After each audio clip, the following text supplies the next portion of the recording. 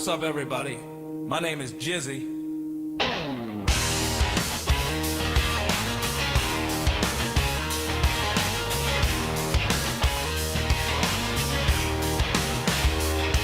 ever wonder about the music industry and the corporate greed, everything that goes on that everybody talks about? But yet their fathers are third in line at companies like AT&T and Mr. Red Shaw.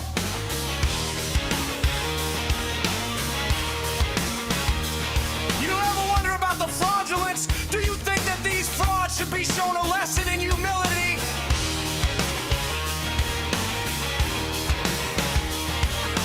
All for self-gain and profit.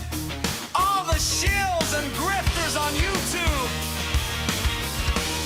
You wanna know who I am?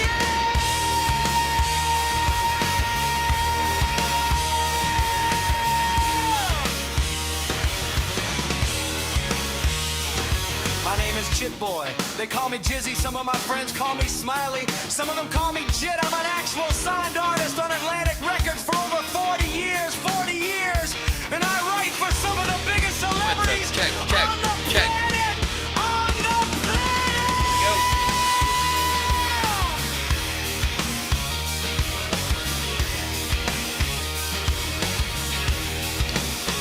I am real. I am also the one that exposes the truth. I'm the one that's gonna show you where the paperwork lies. I'm not gonna show you some phony letterhead that vendors suing everybody when they're not suing people.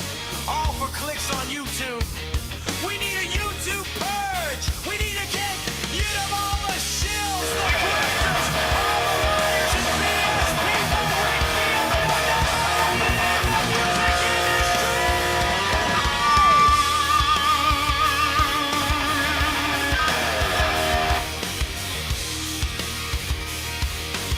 You got sound. His band failed. His management company failed. His record label failed. He got a... Oh, growing quick. Quick. Let's zip it up. Keep it PG. Hey, what's up, Mechanic Michael? Mr. Knight. GG, you got in there first. The first to comment. Check. What's up, everybody? Canadian wildfire smoke. It's a Schecter. It's another Shred Valley. So, you know I'm a sucker for a good deal. But you can see behind me. Here, let me get out of the way for you. There's the JVM. I picked up the JVM 50 watt head, the pedals I had. We'll get into all that in a minute. But you know I'm a Schecter for a good deal. So I did do some and I'm by the transformer. It's pretty quiet. It's loud as hell in the room. Let me go into my photos real quick. Did I step on the cable? Let's see. Is it this way? I got a bunch of pictures because I challenged Justin Meyer to a 50,000. He's telling me that the Kemper was great for recording and stuff, but he can tell the difference in the studio when you mic up a tube amp compared to the Kemper. I said, I got $50,000 that says you can't pick a Kemper from a tube amp. And when you hear me play through the JVM, you're going to say, that sounds like your Kemper. But I wanted to show you guys something. So this came with a Marshall case with a handle that holds the head. And we'll get into some more of the other pictures. But what happened is, I bought that JVM head. They're selling for about $1,000, probably around 14 at tops used, all the way to, I think they're around $16.99. I got that head, pal, I got that head for $650. After tax and shipping, it was $700 shipped to the store. They said it was in good condition, but it's brand new. Doesn't even have dust on the edge, which is crazy to me. Um, oh, that's Mechanic Jam's wife. Nice. So that head is half the money. Plus, it came with a $200 rolling case that has a handle, like a travel case. So I went and I picked up this. Let's see if I can. Do I have the box? Yeah, I got the box. Let's get the box quick. Oh no! Don't do that. Don't push on the wheels. So I picked up one of these on clearance. It's a Warm Audio tube squealer. It's got 3 different chips in it for tube screamers. It's got the TS10, the 808, and the TS9. These are on clearance for $100. They were 150, but for $100, and they do take a 9-volt battery. So that was a no-brainer. Then I said, let me go to Del Rey, which was a little bit of a drive, not bad. And I picked up this. These are EMGs. Floyd. Pearl white paint. Nice shape. Nothing wrong with it. It was sitting in there, and they had it listed for $550. I said, hey man, it's got like a little chip down here. I don't even know if you could see that right in here. So I said, can you do any better? It's been here since last year, December, you took it in. It's like, okay, it's been here for 6 months. He gave me 15% off. So I got the guitar for $460, a bunch of cables. I walked out the door. I paid $519 for a bunch of 1/4-inch cables and a guitar. Again, you can go and find used gear for great, great prices. I mean, unbelievable. Now the JVM sounds good.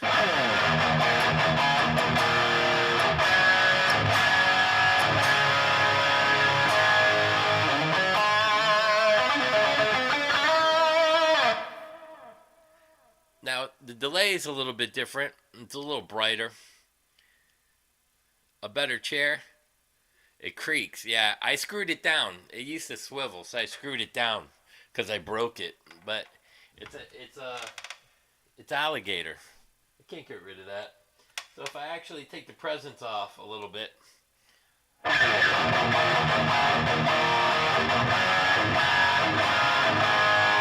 There's my Kemper sound.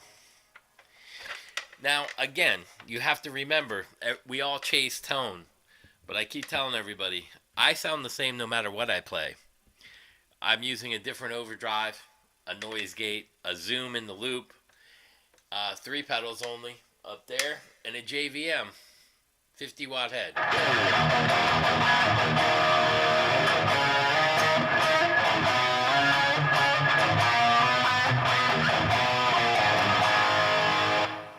It's pretty much the same. It's a little more noisy. What's up, Steven? Because it's a live amp right behind me. But it's crazy that I don't sound any better. Because, it's kind of like gear has caught up to gear.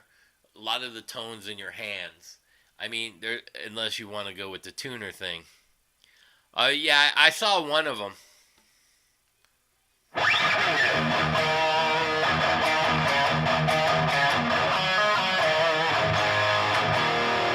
I bet the gain is at 9.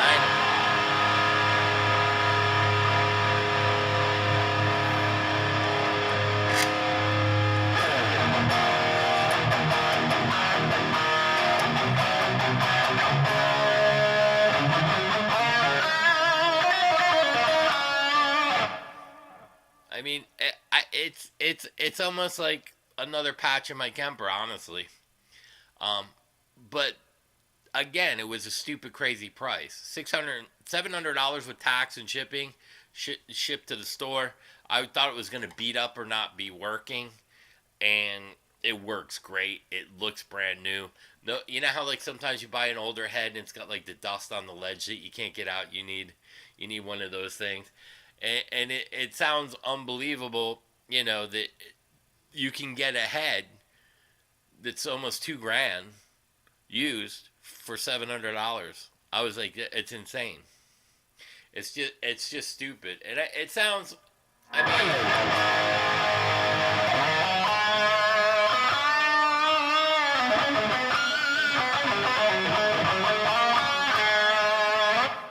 Now I'm mic'd up because I can't run. Well, can I run direct? Oh, I might be able to run direct out of that as well.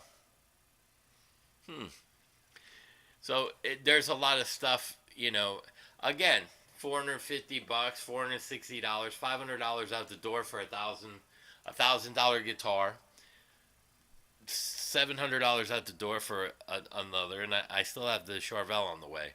I mean, it becomes, if gear gets any cheaper, I'm gonna have to open a fucking store. I'm just saying that now. I already looked into, I think it's merry-go-round or gear go round.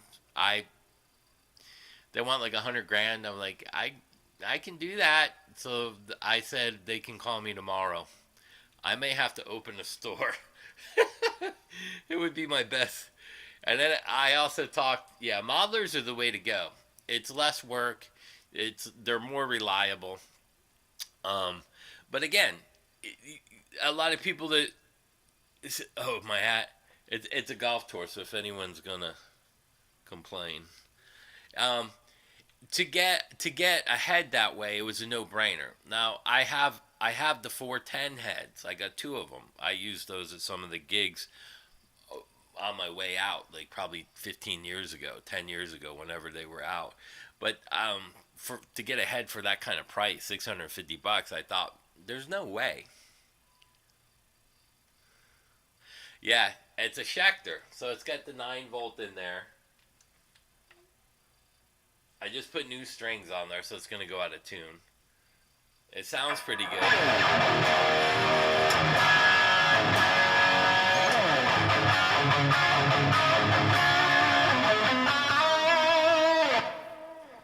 And I can still hear myself in the room. It's a little loud, but not too bad. Yeah, music go around. So I'm gonna talk with them tomorrow. It plays great. It's the same thing as this, but the tele version. But it does. It's just got the two EMGs.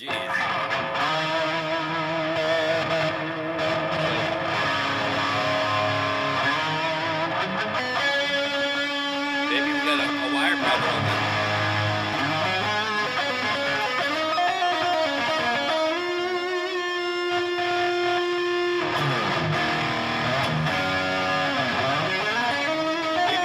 To get to the pickup.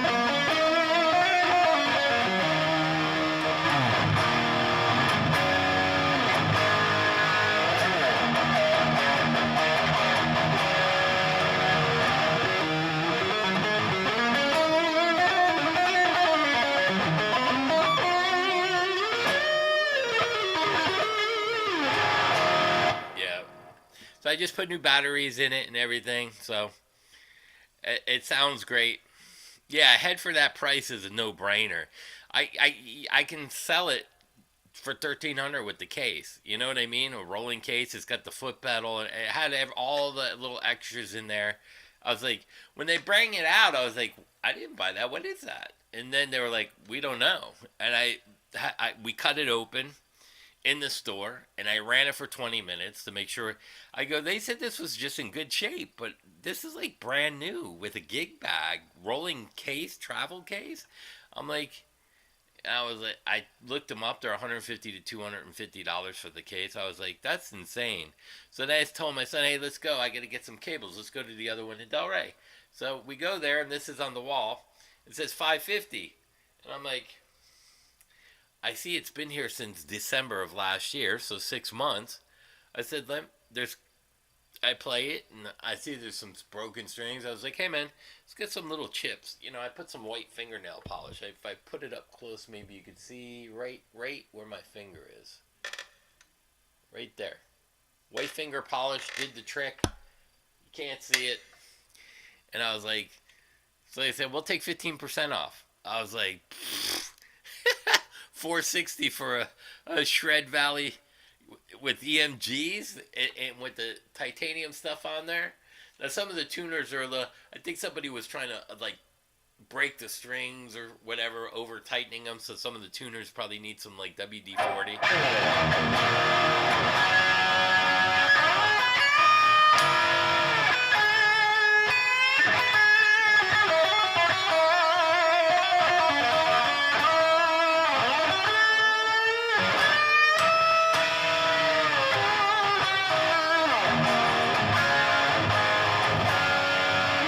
See, like even bending like that to try to get it brand new strings, and I still can't get it to go out of tune.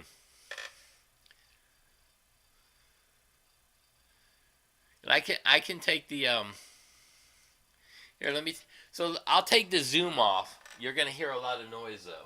Let's see. Let me take the loop off. Let's see.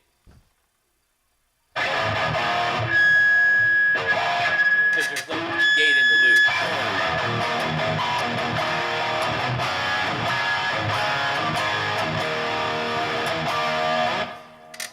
Let me take all the reverb off. So it's got two channels of 3 modes. So you got basically 12 channels.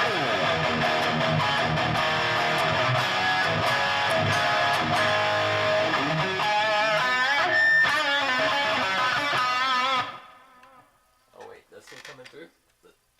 Is that, no, that shouldn't be coming through.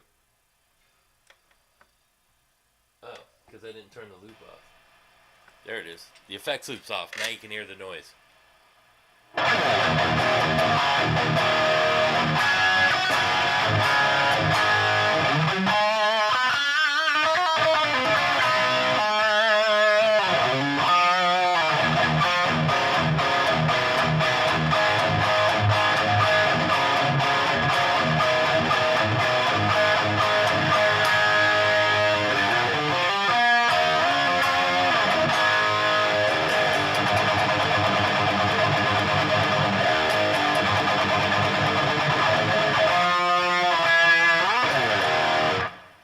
So that's with all the no effects. We'll put the loop back on. We got the turn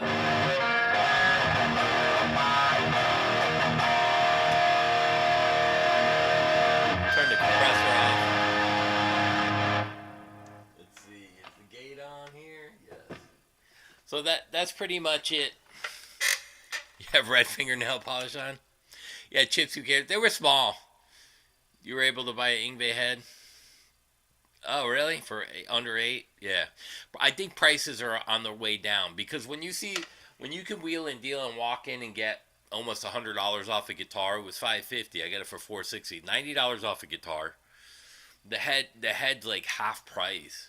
I think I think you're gonna see a lot of gear. Yeah, it's better with the gate. Yeah, especially if I roll it.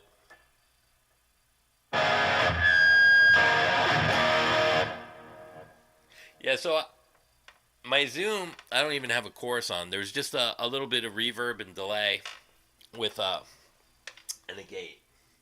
And if I put this, so I can put this on and add just a little bit of digital reverb on top of a spring. 2 different reverbs.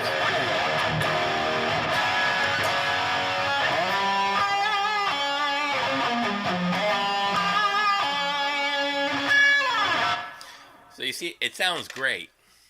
But I mean, it doesn't sound no better than my Kemper. You know what I mean? For me, you know, I'm never going to sound any better. I don't think I can get any gear to make me sound better than I'm already at. I think I can get gear just to make me sound worse at this point. You know, like I don't know, like a crappy amp head. But I mean, even I don't know.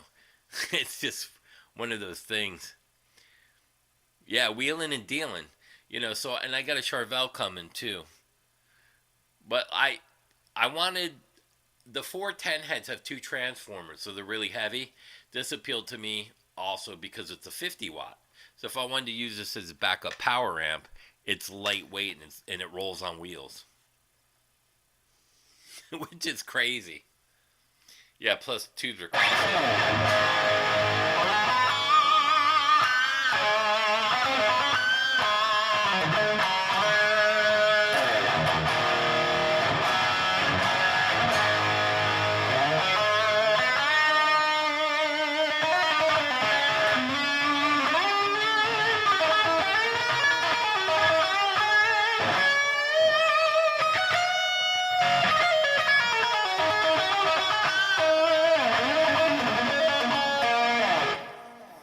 By the way, I think Corby, however you want to say it, that sang with Molly Crew, he might be the new singer for Quiet Riot. I'm pretty sure. Jizzy's leaving. He just had enough.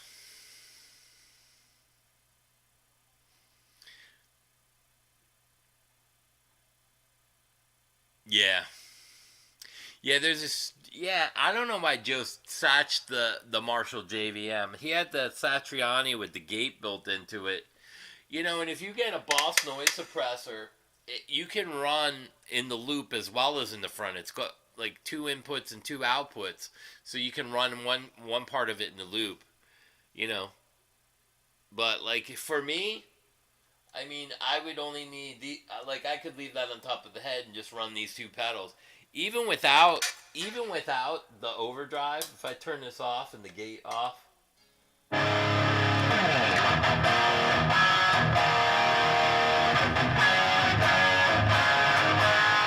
it's just a little more fuzzy.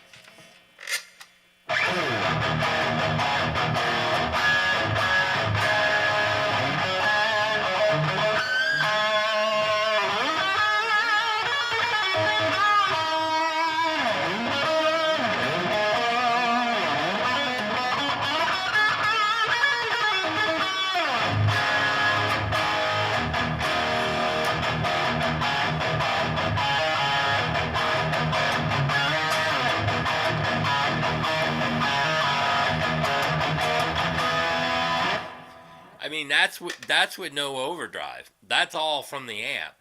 The effects are from the Zoom, but that's all the amp overdrive. And that's only at noon. That's insane to me.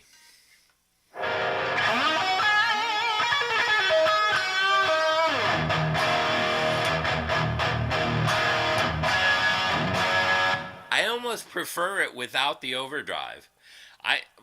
I'm getting more used to having the amp just drive itself. I like the fullness of not having something that compresses it. The Kemper can be cleaner and meaner, yeah. Yeah. And they have a JVM in there. I should create a patch and see how it flows.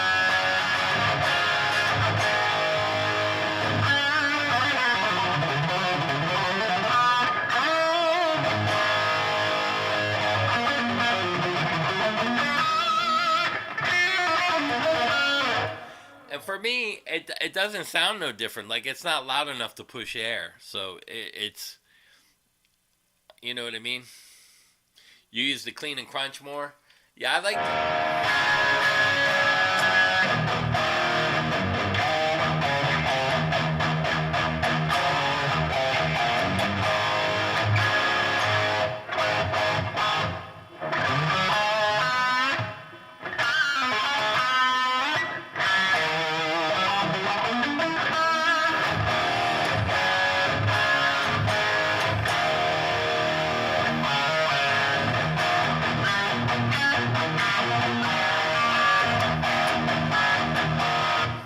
because remember I told you I compress when I pick? Now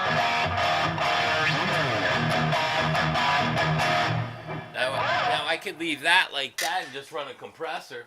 So I have a compressor right there. Let me turn that on.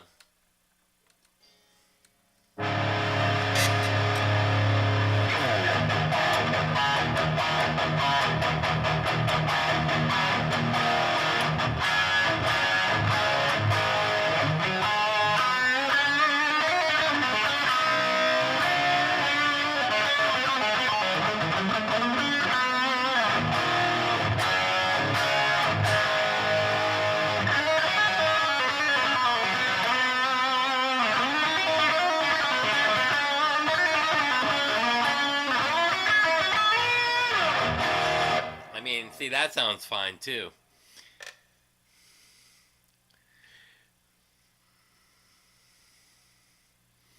Yeah, yeah.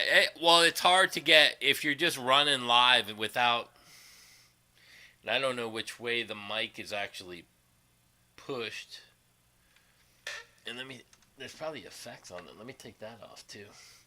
Let's see.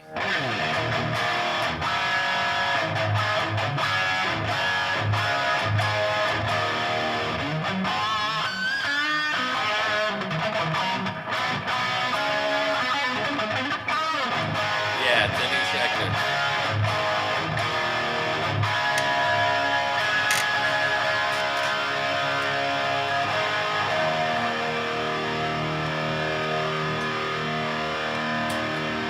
So here's the TS. I'm going to turn the 18-volt mod on. Because you can change the voltage. And let me turn the compressor off because now the compressor's over too much. I mean, you could go back and forth like this.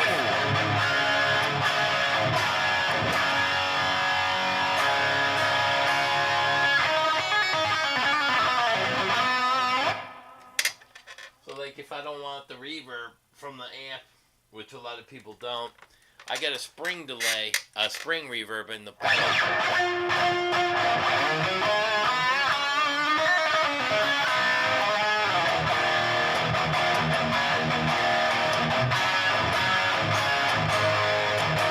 And now it's a little more punchy.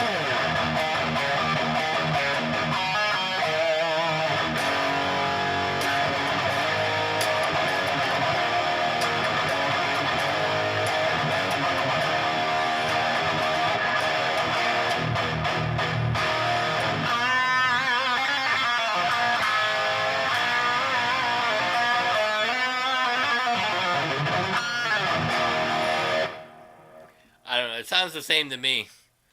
Yeah. So this is a what they call a super shredder with EMGs from. Again, I got that. I mean, even at $550, it's still not a bad price.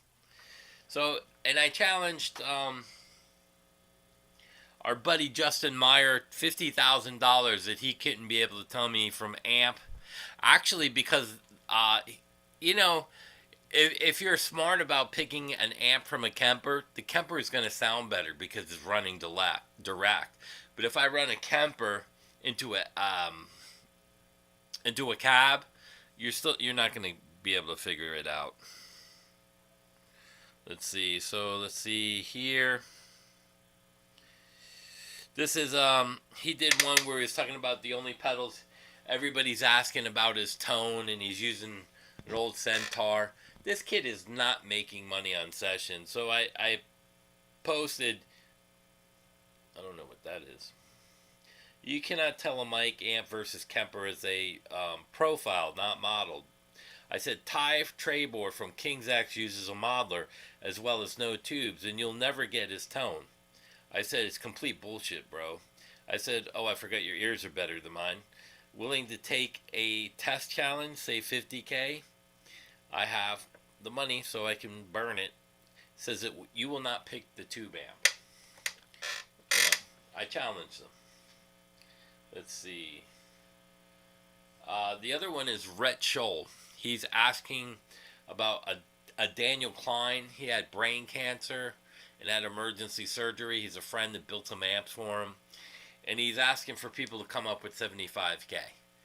So I said, why don't you ask your father? You got millions of dollars. $75K is a drop in the bucket. Why are you on your channel shilling his amp, one, and then trying to get people that work hard for a living, that just want information, that you're trying to get him to help the family?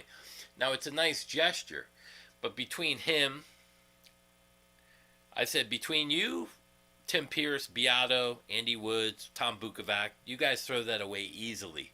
Why don't you guys come up with the fucking money? I just bet $50K against Justin Meyer. Are you telling me these 5 fucking guys can't come up with the money to actually help this family out? Log the amp into the Kemper. There is a JVM in there. Brett Schiller, yeah.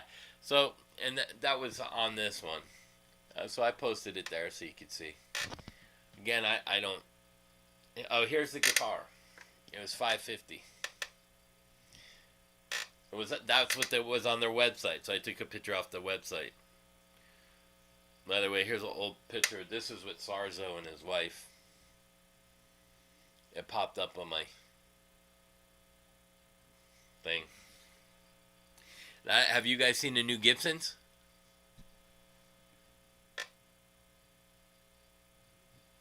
Figured tops. Pretty nice, pretty nice.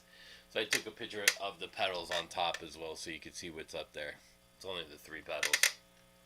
So that's about it for that kind of stuff. And I figured, let me come on here. And you can hear the noise get louder when I go towards the transformer.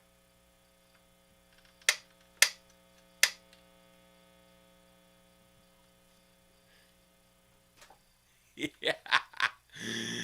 Funny stuff, right? Funny stuff. Yeah, the Schecters, like this one too, they play really nice. Now, I don't know if I like them better than say like here. I can put the jacks in. Let's hear. Let me hear the difference between EMGs and the Seymour Duncans, just for shits and giggles. We'll compare them direct right now.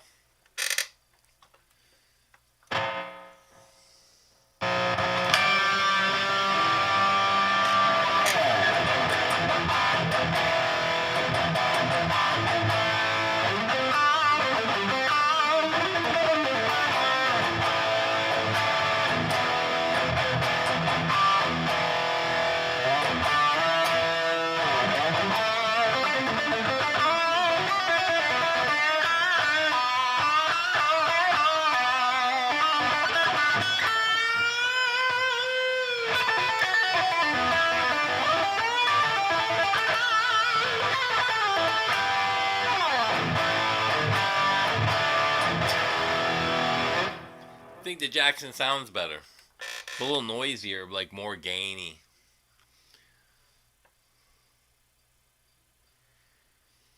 Yeah, I sound like me regardless. You know, even if I'm doing the string skipping or I'm playing scales, it's the same. I sound the same.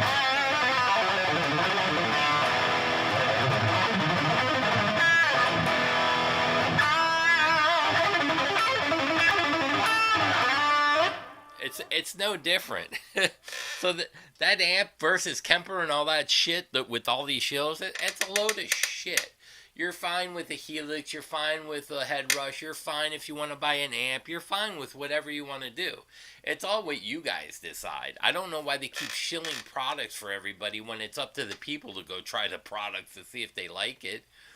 I mean, like, even the pedal, I keep the box. Why? It might not be what I want to hear. It's a little compressy to me. But, I mean, it still sounds good.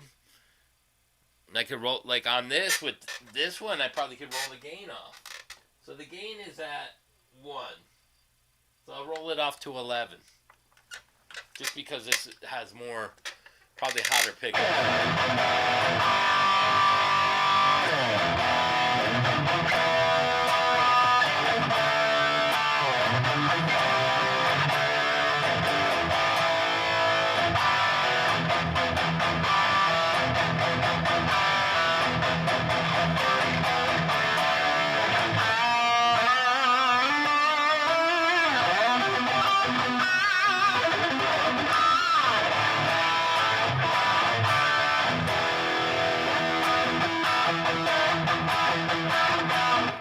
It sounds the same to me. Thunderbird? I don't remember that one. That was actually written by Randy Rhoads.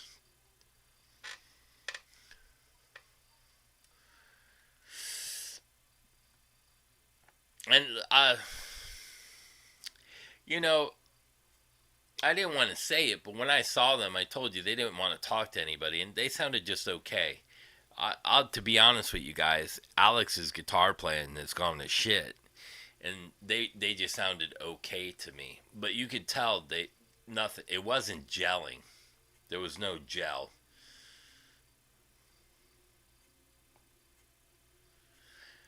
Yeah, I use mostly the Kemper stuff. I got probably 30 heads in the one down here. I have my EVH heads. I forgot what I put in there. My Houston Kettner, my EVH, my Vox 15s in there, 30. I put in a TSL 60 watt head. I think in a Satri, the JSX PV I put in there.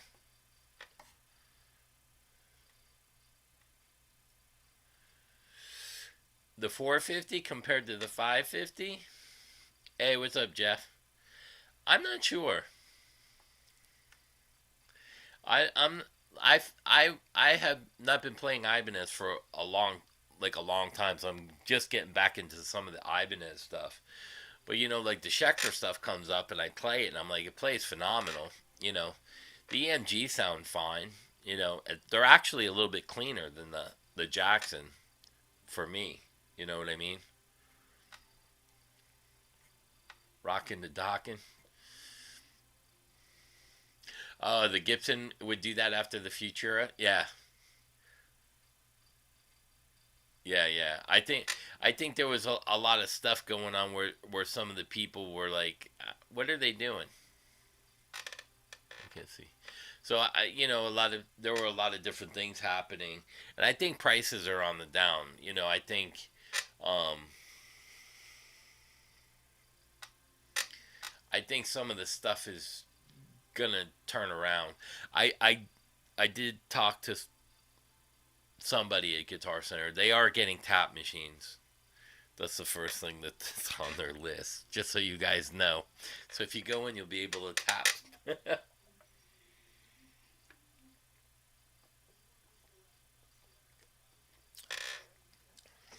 So maybe Gabe's listening.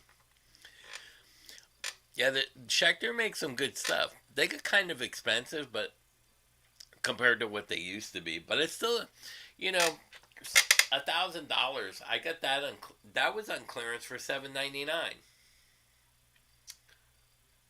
So $800 from $1299. You just got to look around for some clearance stuff, and then you can find some really good deals. I mean, they're out there. You know what I mean? It's just a matter if you're gonna look or not.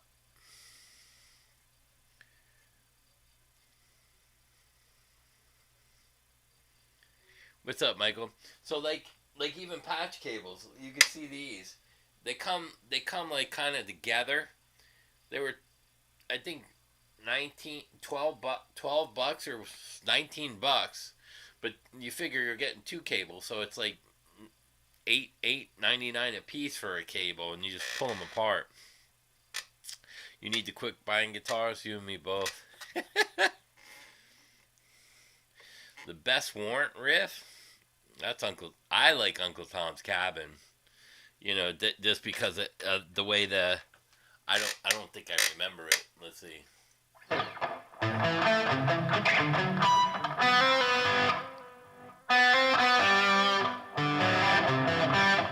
That's kind of my song, but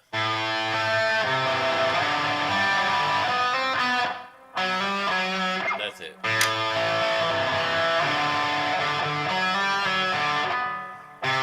Something like that. That intro with that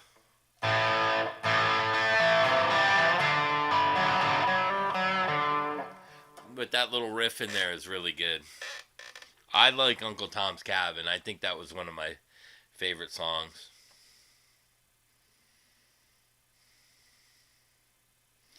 Yeah, they had some really cool ones like the Hellraisers, and yeah, and they're doing the now they got like with the ones with the Sustainiacs. They're really cool and stuff. She allows you a new guitar every 5 years. I would have probably ended up divorced a long time ago. Hey, what's up, Mark? They yeah, there's and I do have a Charvel coming, so you know,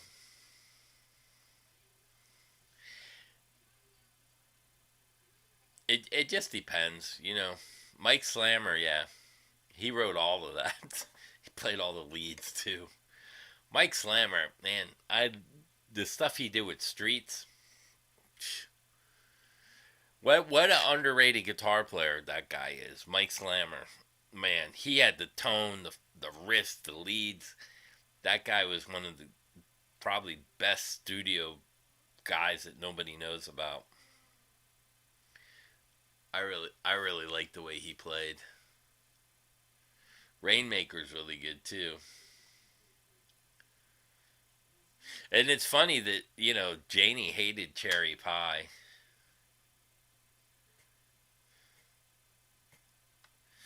Yeah, I hung out with some of them. At first, I didn't get along with Janie. Me and the first time I met him, he was in a club in Orlando and they had the doors locked.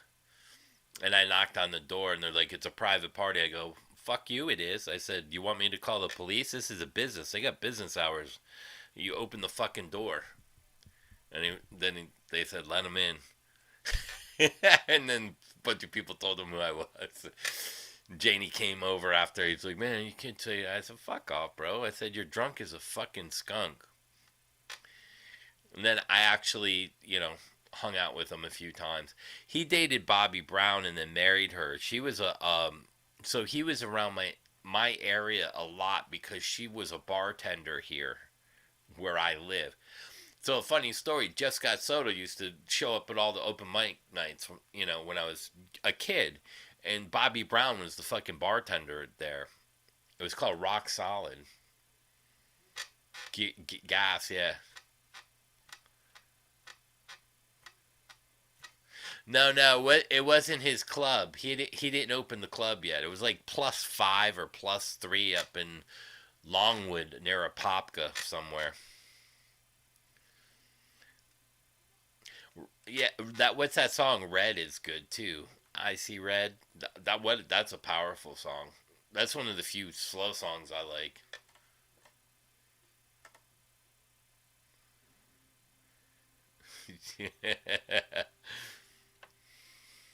Cherry Pie came out. Their band was known as the Cherry Pie Band. Hey, you know that Cherry Pie Band?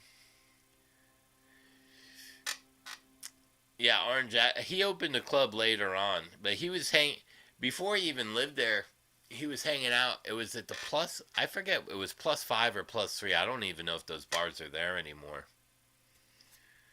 But the guitar player with the blonde hair. I forget his name. He was pretty cool, and so was the drummer. And Janie was all right. He would get drunk and belligerent, but he didn't act like a badass or nothing. So like I had no animosity against him. Most of my animosity was CC DeVille. I Saw Red. Yeah, that's a great song.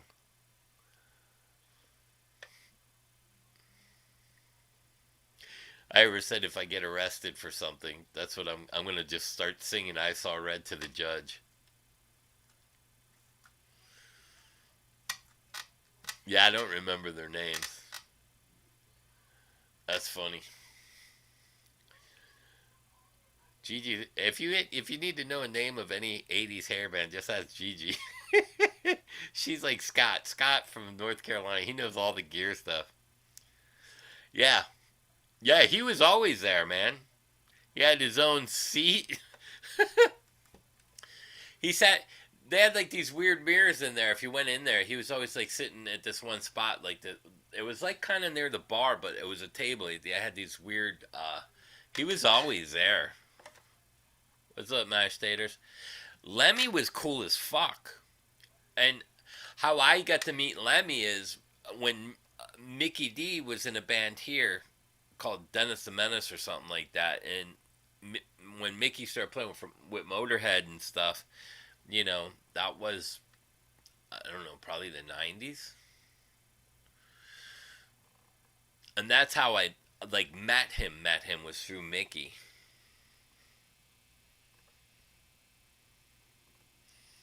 Yeah.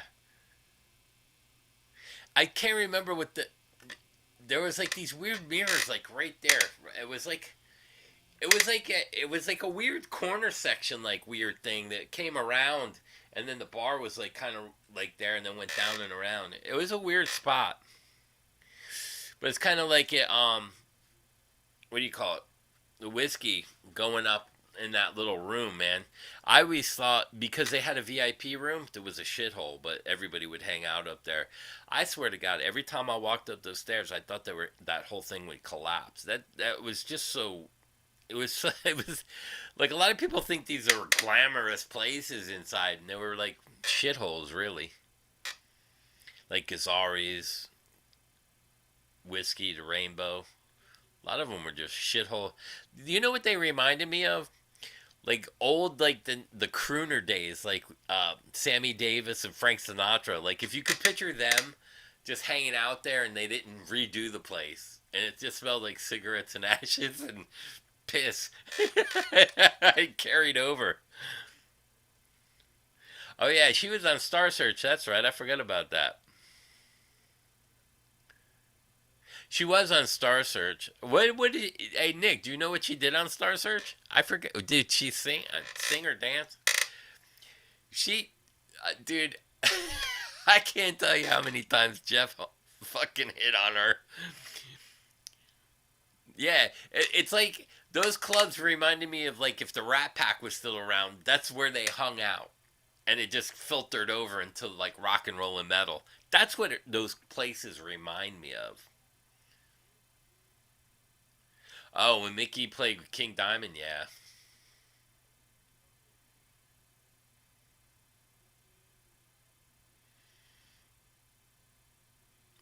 Yeah.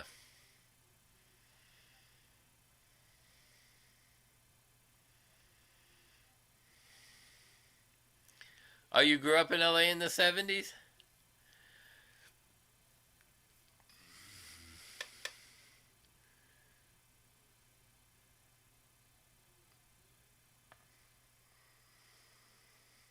Lexi's mom, Steel Panther.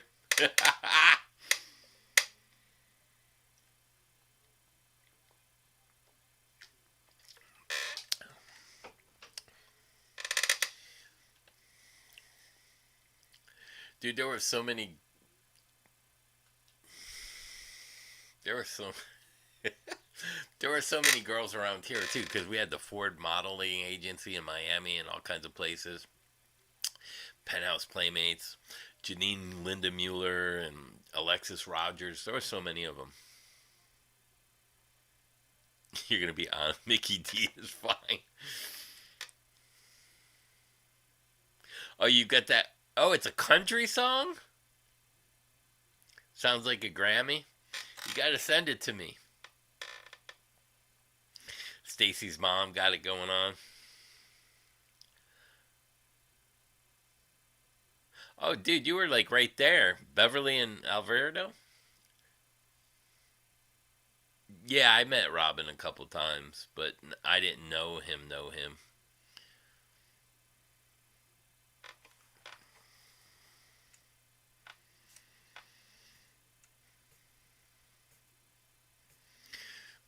And it's funny because like when you're younger, like I remember meeting Rat with Motley Crue, and then like you never think you're gonna fill in as a guitar player for that band eventually. That's a weird thing. Now you got me thinking. That is kind of weird. I did talk to my singer today, and we were talking. He called me. He's like, "Hey, what's going on?" I told him about everything that was going on. So we're getting together. I don't think it's this weekend coming up, but the following weekend.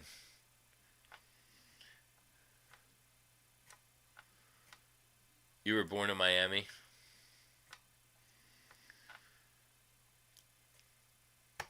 That's where my aunt, that's where the head came from. That came from Georgia. Snowy Shaw. Yeah, he's a great drummer too. Snowy. Some of the shit he does. Mickey's like a really good straight ahead drummer. Snowy's like he's not normal. Oh, you were too young to go to the clubs? You weren't missing nothing in the 70s. 80s, yeah. She was in the hostess category. The hostess with the mostest. Country R&B and blues. Yeah, pretty much. The next Vanna White. Tom, how many hit songs have a dominant seventh in it? Name 4 of them right now as I speak. Within 5 seconds, start typing. You got, it's 9:40. You got till 9:41. Pick 4 songs with a dominant seventh that were number 1 hits. We're gonna see how quick Tom is. Don't look him up, bro. And if you say Air Supply,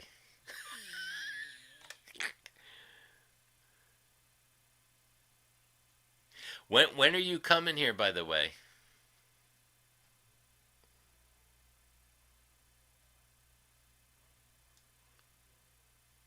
Do you have your dates when you're coming up? Because you're gonna be near Sebastian, right?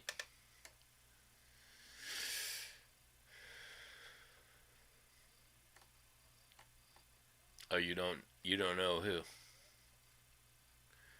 You don't know those? What, Air Supply? Christopher Cross. Sailing.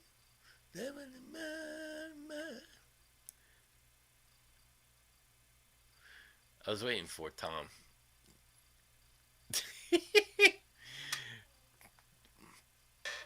Yeah, they do also that. The dominant seventh is in a lot of, but more like what he was saying, the R&B and the blues, more like Christopher Cross and stuff like that. I was giving him hints.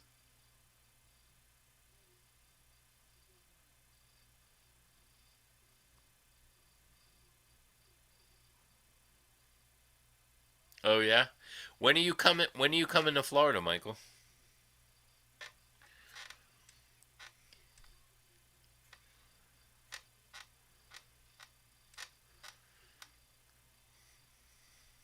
And just, yeah, I like Christopher Cross a lot. Yeah, my hair looks a lot different too when I brush it. Just so you guys know, I don't brush my hair all the time. I'll get out of the shower and let it dry all just by itself, and it looks ratty. The Smart Ass Musicians Foundation. I need to join that.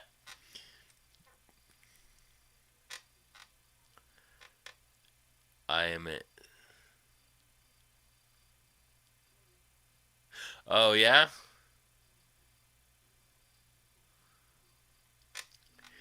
yeah. I was there. I The first time I went there was,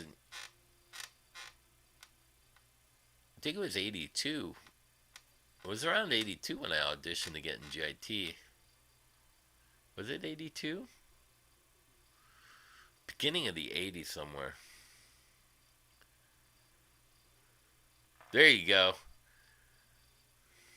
Seals and Crofts. Yeah, there you go. Yeah, they're more like those songs.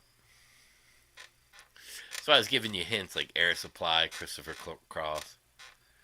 Billy Joel has a lot of them because he's a piano player. He's got a lot of dominant sevens. Billy Joel has a lot. Elton John too, believe it or not. Elton John, if you find a piano player that they sound great on a with a piano chord, it accents really well. Like Billy Joel, Elton John, a lot anyone who had like a really good decent piano player. Don't say Leonard Skinner though. It's not.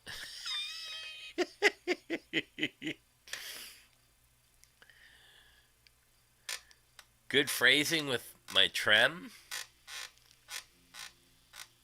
Yeah, Summer Breeze is an awesome song.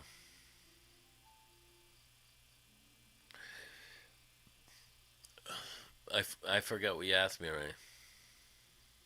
Oh, my hair looks good. Any kind of what we good phrasing with the trem? Good phrasing. I don't think there's any such thing as a good. I think of it more of as like a trick thing. I know you can do. You can do some cool slide vibrato and then use the arm. You know, if you're going like,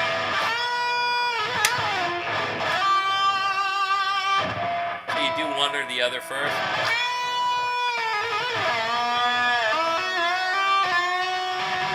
You can barely hit it.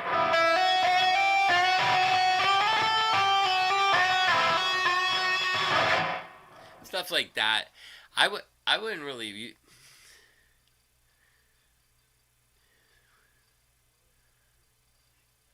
Did you live in Hollywood? I didn't teach at GIT. Um, I lived. Man, I'm trying to remember what the. Paul lived in an apartment complex. I don't remember the name of it, but or if you went down the street and around the corner, there was another building. I lived there with Gio Ardizola from the Kids. He went there too with me. We lived in an apartment around the corner from Paul.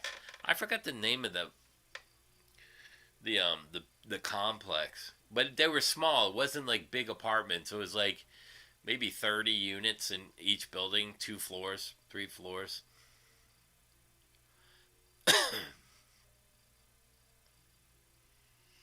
Your friend from Motown Studios? Oh yeah, yeah, yeah. I remember that.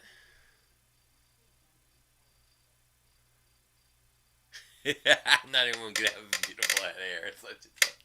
That's funny. I almost wore my glasses. I was like, I should stop squinting, but I turned my light on, post it so I can see better.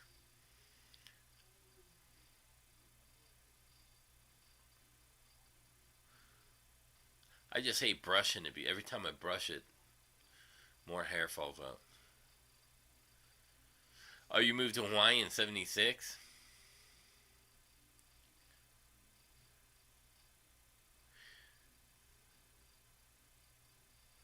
Yeah, I know Vi does some cool stuff, like kind of phrasing. Like he'll do like the descending scale run with the like that kind of thing. I can't play like Vi though.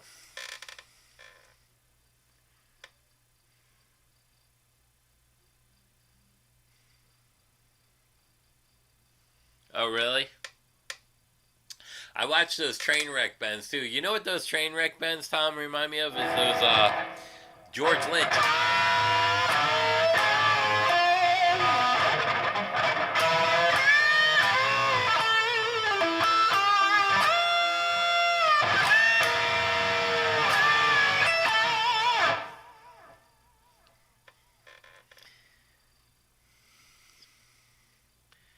Can anyone make a living now as a rock guitar player? It's tough, man. But I mean, it depends what you call a living. You know what I mean? Like, you mean just get by as a living and pay your bills? Sure, you can probably get in a tribute band and also teach. Maybe start, doing jingles, trying to get into the jingle thing, which leads into some of the songwriting stuff. I mean, there's always ways to get into certain things. You know what I mean? Especially if you end up with a gig, like if you get on like a cruise ship. So like Terry Ellis from XYZ, that's his normal gig. He sings on cruise ships. He sings standards and jazz songs and Spanish songs. Terry sings on cruise ships. That's how he makes a living. It's a long way to the top if you want to rock and roll. The end of this week or next week? Today? Tomorrow's Friday.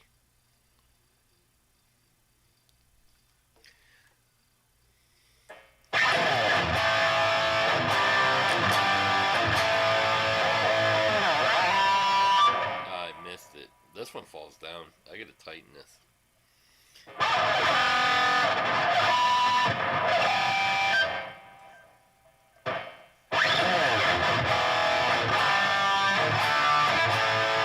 Terry?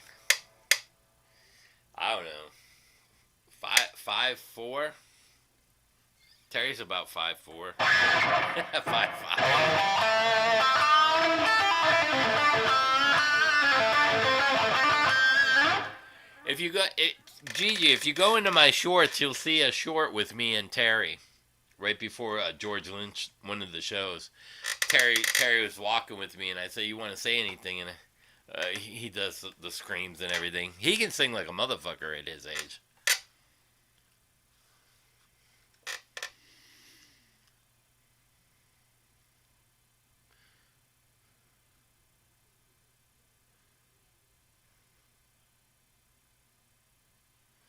Yeah, they're doing pretty good. Rush. Yeah, Terry's a spinner. he needs a he needs like a big Amazon woman. I think he's single. I don't remember. I think he's single now.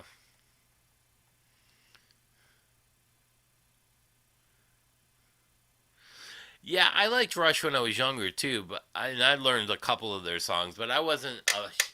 I was a bigger fan for listening as opposed to learning. Now I learned a bunch of Alex's solos, because I liked the way he would bend or play certain notes, and I would copy some of that, you know. But I was the music was okay, and 2112 was probably one of my favorite albums. Yeah, Terry Small. He got some good arms though. He's got some good arms on him. If you go on my shorts, watch the one with Terry Ellis, and then there's another one with oh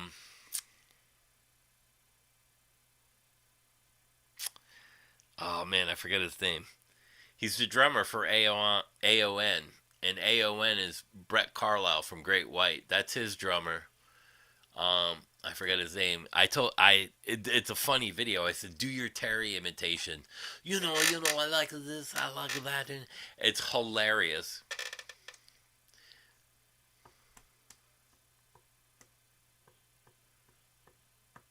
Wait, can I show that? Wait, I might be able to show it from here. Let's see. Because I can actually show that because there's no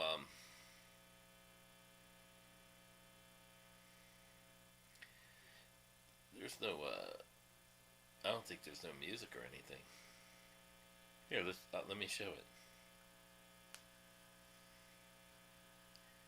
Look good at my videos. Let's see. Oh yeah, I will. Let's see. Your videos. Well, I can show it right here. Let me see. Shorts. Dismiss. Oh, here it is. Let me see.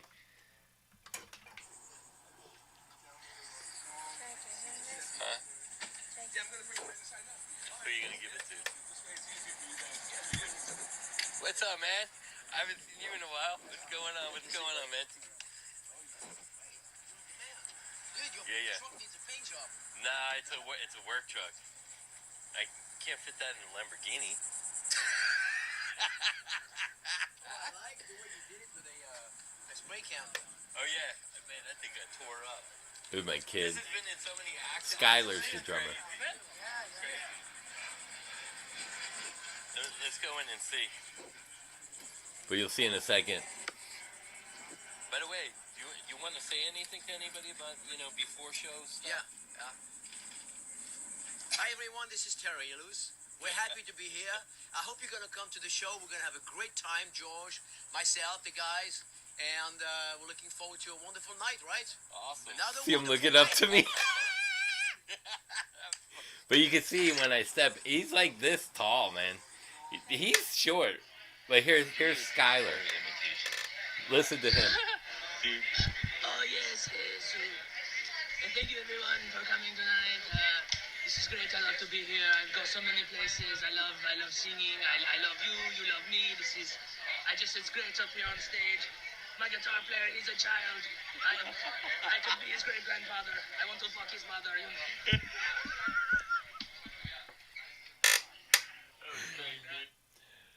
There's some funny stuff that goes on.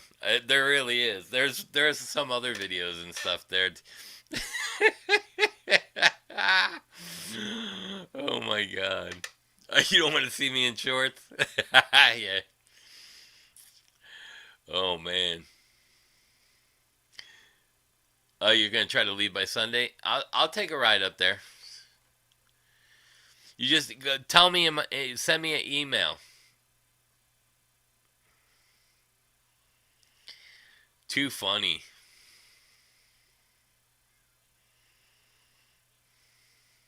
Oh yeah, Vicious Rumors with Mark.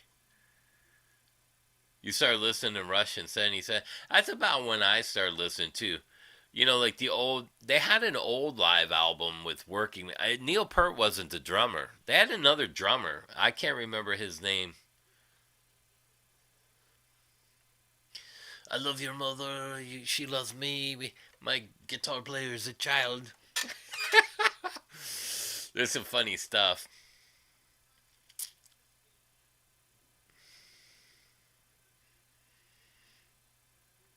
If I had a dime for some of the funniest moments that weren't recorded, man, there's some funny stuff that goes on. There's some real funny stuff. Like when so that was like a that was another time. So I brought some stuff up because George would borrow my gear. He's like, well, what is this? I'm like, I couldn't. I'm like, what do you? I'm gonna put four Marshall cabs in a fucking Lamborghini. What the fuck is wrong with you? I like it. I like it. It's so like it's just funny. And then like they were getting out like the second or third time they played here, they were getting out, and George was in the truck, and George, me and Terry were walking in because I brought teleprompters for him as well. And I was going to show him how to work it. And then George is yelling at me, get Terry, get Terry. And then I'm like, hey, Terry, George wants you. So he's like, wait, George, I'm coming. So he runs on. I go, Terry, don't you want me to show you how to work the monitor? No, during the show. I'm like, what? So I ended up setting everything up, and then we took it down because he didn't come back and learn how to use it.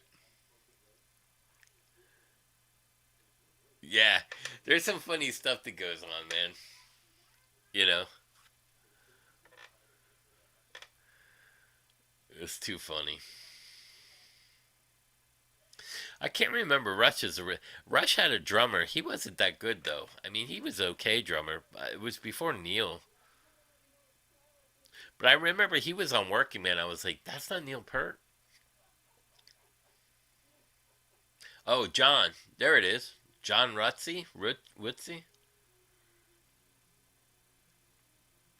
Yeah, I love Terry. Terry's doing a couple shows with Patrick and Joel Hoekstra,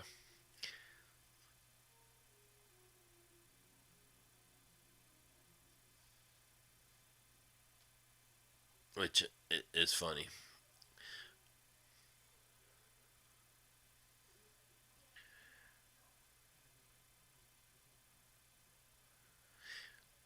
So we'll see how everything pans out. Because I contacted John about doing the Legends tour. I'm like, John, you could come do the Legends tour. It'd be and we trade on and off of front guys with different songs and singing together. And he's like, well, who's the other one? I said, well, Terry from XYZ. He's like, oh, he's. But it's hard to get them all together and stuff. And then John might. Who knows? John might go sing with Quiet Riot. Who knows? And I don't know. And then I talked to Jizzy. He's like, I don't know. It's just crazy how everything just, two singers just, and then Roy Cathy was, I don't know if you guys know who he is. He's a friend of mine too. And I'm like, bro, if you really want an audition, just call me.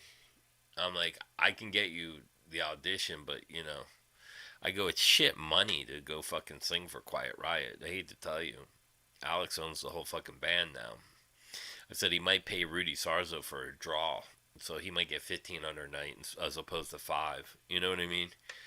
I it's just stupid. There's no money. It's like everyone's like, "Oh, I go sing for Quiet Riot." I'm like, "Go ahead and sing. You're just a paid guy. You're a fill-in singer. It's $400 to $500 a show. If you're somebody like a Paul Shortino, who's a draw, they're gonna have to pay him 1,500. But if you have Rudy and now you got Paul, now there's 3,000 gone out of like 5 or 6. So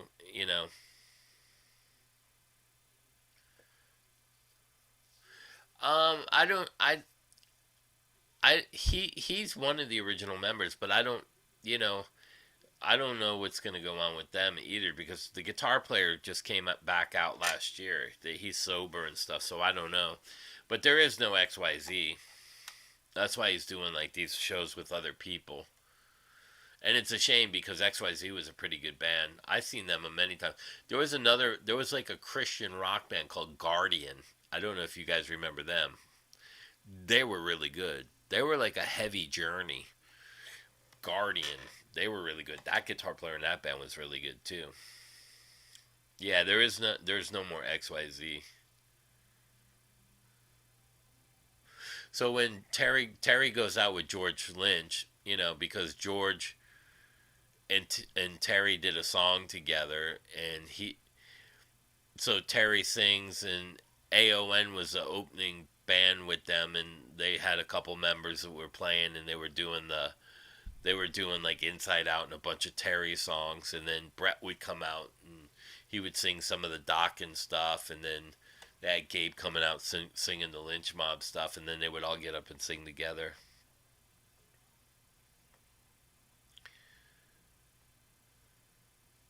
Holy Soldier, yeah. Very good. Yeah, Guardian was probably, I think they were even better than Striper, to be honest. But not a lot of people know who that band was. Again, there's so many, it's like Michael Romero. He's like, no one talks about him, or Mike Slammer. No one talks about him. There are some guitar players that know who that is, but like even singers and bass players are the same way. I hate to say it, but a lot of people don't talk about bass players. There's some great bass players, like Geddy Lee. Being able to play the foot pedals and then the bass and sing and keyboard. I mean, that's phenomenal. Oh, Patsy Cline type vocal. Female, bro. You get a female singer. So that you either get like a male singer with some hot chicks playing in the band, or you get the hot guys playing in the band with the hot, the hot chicks. You got to have both in those kind of bands. Yeah, and there's some phenomenal bass, but like I said, I play with Dave Spitz, and like a lot of people don't talk about him. Like, so I talked to him the other day, and I'm like, hey, can we do Believer? He's like, the Ozzy song? He's like, absolutely. Me and Patrick know that. We've played that before. I go, well, that's a hard song to play. If you don't have a rhythm section that can fill in sound where it sounds empty, like Flying High Again sounds empty. If you don't have the right drummer and the right bass player, that's going to sound empty. But these guys like that know how to play.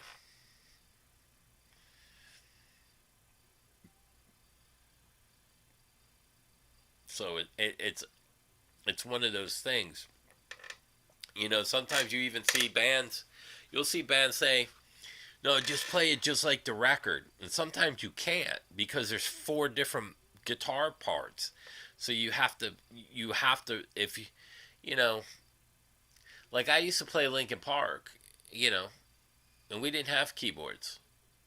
And so like I would do some of the keyboard parts on guitar. You know, I don't even remember how to play it, but like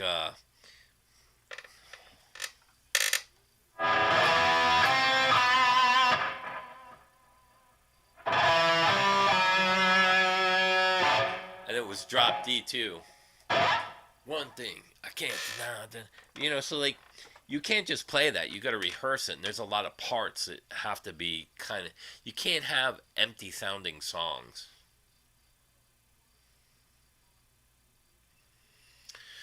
Jerry Peak is another great bass player. I don't know if you know Jerry Peak.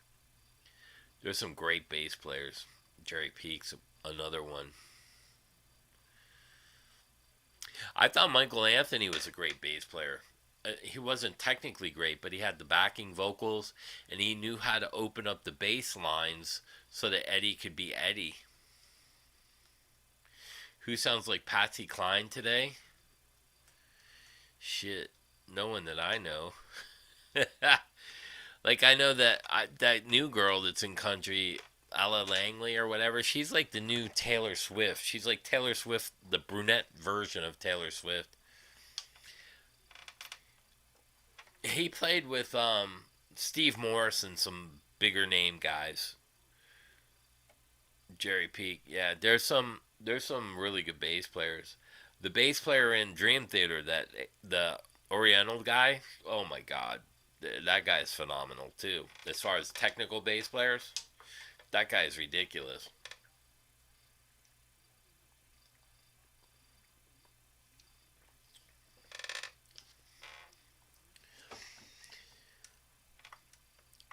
All right, Michael. We'll stay in touch. I'll send you my phone number and just call me when you're on your way up that way. I gotta go see my father. He's up there, Palm Bay. We'll see if we. I'll see if I could get Kenny out. Kenny lives in Palm Bay from Manowar. I haven't seen him in a while. Maybe I could get him to come to lunch. You can come hang out with Kenny and me.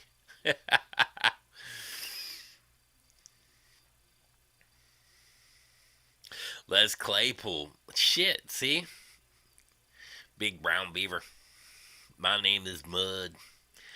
See, I love that stuff. You know another band that a lot of people forgot, and I just heard them today. Dishwalla. Counting Blue Cars. Charlie Brown's Parents. What a great sounding band with great songs. I loved Dishwalla. Dun, dun, dun, dun, dun, dun, dun, dun, dun, dun, dun. Charlie Brown's Parents. Yeah, Manowar. I used to play with Donnie, their original drummer, Manowar, Donnie Hamzig. He's from here. Well, you probably know, if you lived in Miami, you might know Donnie. So Donnie Hamzig. There was a metal band back in the day called Raffin. You remember Raffin, Gigi, with Mark Siegman?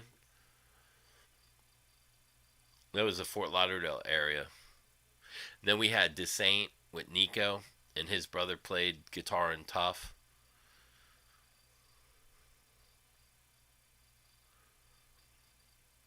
Post-stardom depression. Post-stardom depression. No.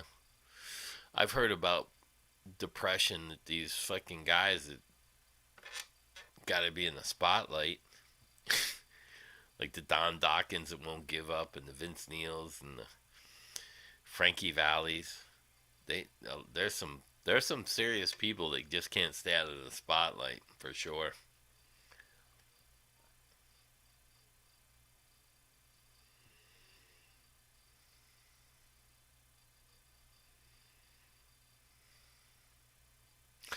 You were born in the 2000s? Yeah, you're way too young. Yeah, so we had a band called Crier I played with, and there was like an on running joke. Then that turned into Tough Luck with Dave Scott. Dave Scott's a phenomenal guitar player. But they had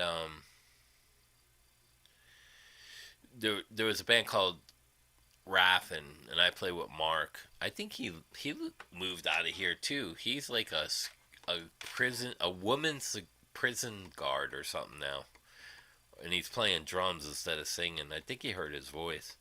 But it was me, him, and Danny and Donnie Hamzig. We started Raffin, and then he ended up in Manowar. And the second drummer, Kenny Randall Earl, I've known him forever. He lives by my father. It's a fucking nice guy, Kenny. And then we just had a staple in our community pass away. Nobody knew. His name was Scotty Mygon. There was a big band called Gypsy Queen when I was a kid. And they had Mars Crawling from Pat Travers played in that band. And Pam and Paula, they were twins that were in Playboy. And one of the twins died. And Scotty just passed away just this past couple days ago. Tough Luck. Yeah, they were a good band.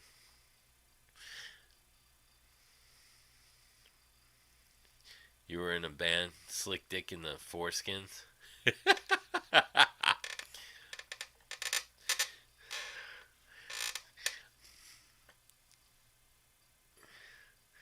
CC DeVille.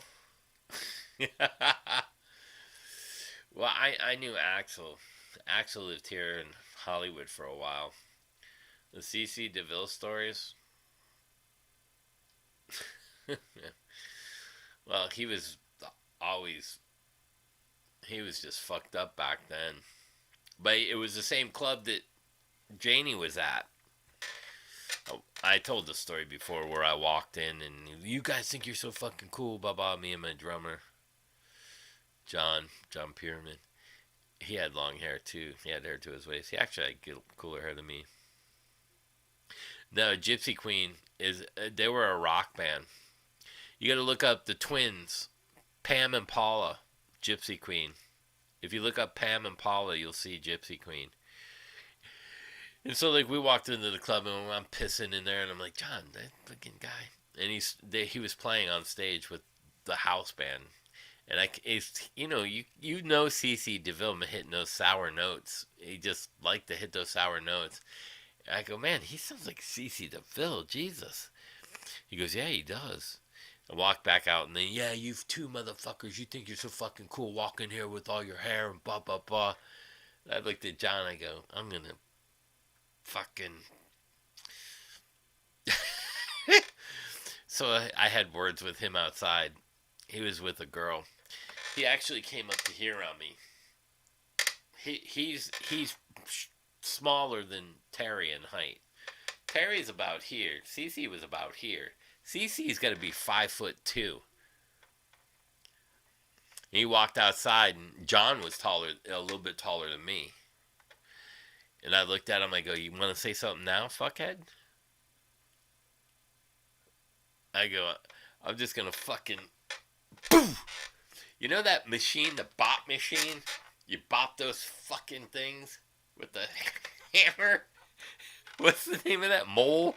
What is that called? Something mole? That's what I was going to do. Oh, Susie B, yeah.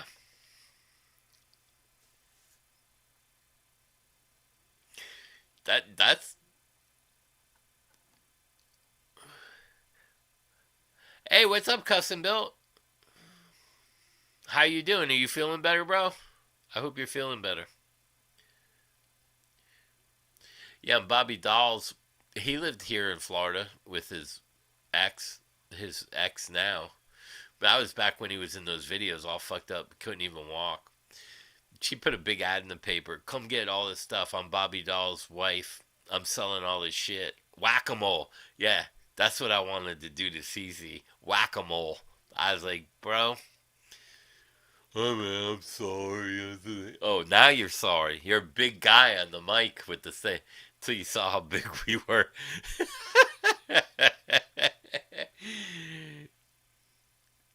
He turned out to be a fucking pussy. I'll say it. But, yeah. But, you know, a lot of those guys let the drugs and alcohol get the better of them. Whack-a-CC. Whack-a-CC.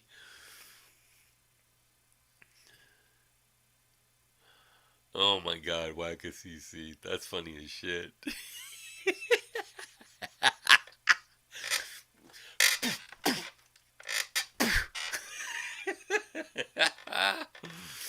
The Velvet Hammer says Whack-a-CC.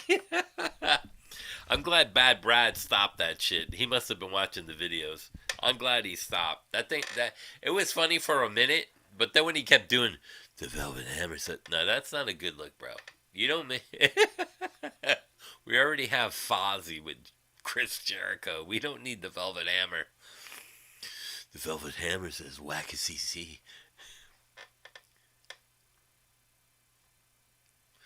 Yeah, no worries, man. I'll say a prayer for you, brother. All right, Tom. You gotta fly? That's the name of your new fucking song right there, Tom. Gotta fly. Flying in Dominant 7 all the way home. Later, brother. Whack-a-CC. The CC Whack-a-CC puppet. Bad Brad's funny. He's already. He's getting better. Like, he was getting, like, he lost his way and started, like, shitting on Fender and all that. A lot of guys now are like, I got caught up in that too. Now, I'm like, dude, they're just cease and desist letters. They can, it's just like hey man, can you stop fucking copying us? I mean, they're not lawsuits and they're not like, it's kind of like a request. Who gives a fuck?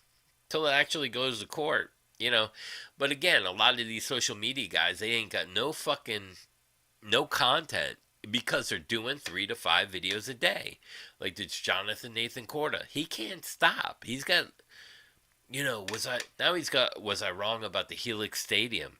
I told you were fucking wrong a fucking year ago. I'm not spending that kind of money on something that has to be worked the bugs out. Or has everything that they're going to offer. I'm not buying something without it. They're not offering all that. What's up, Pawn Shop? Hey, Pawn Shop, I got another telly for you. I got it today. Here, let me undo it, though. So I got my head came in. Most people see there's a Marshall head behind me. Oh, Pawn Shop, I know you like tellies.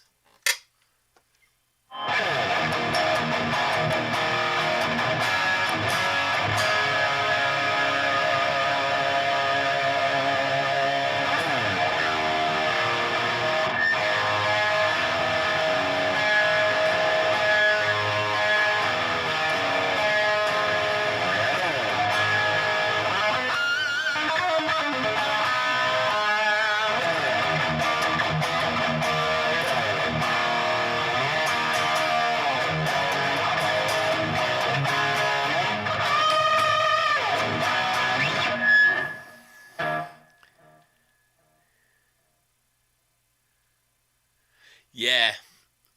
He's an okay player. And, it's...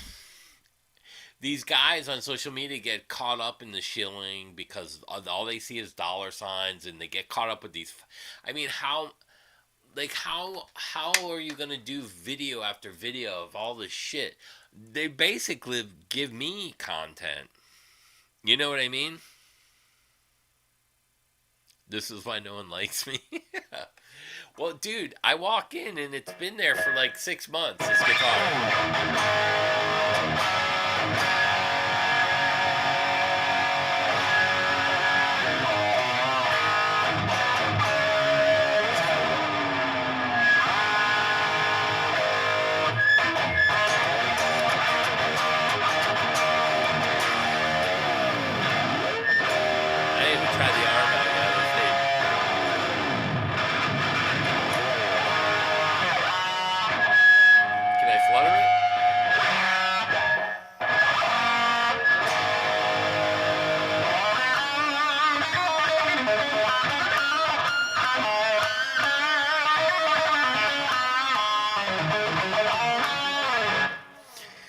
I think it was a long time coming. So the problem is, nothing against Alex, but Alex owns the band now. So he owns the publishing, he owns the whole band, Alex Grossi. Alex really doesn't give a shit about Quiet Ride. He makes all his money working as a booking agent for Sullivan Biggs. He makes more money booking the bands that he co-headlines with, like the Great Whites and stuff. He's paying Rudy Sarzo probably an extra fee for a draw. Alex is just an okay guitar player who owns it all. There's no original members in Quiet Riot. Rudy was the biggest thing. He was on the biggest, albums. They're EMGs. And Jizzy just had enough. I could see it when they played here not long ago. They didn't want to talk to anybody. They didn't smile. They weren't happy. Rudy was happy to be here, and he was talking about Miami and some of this stuff. And I felt like I was the only one that knew what he was talking about. And then, I was like, they just didn't gel right. They didn't, like, Alex was up there. Seemed like he didn't give a fuck. Played pretty shitty, I thought.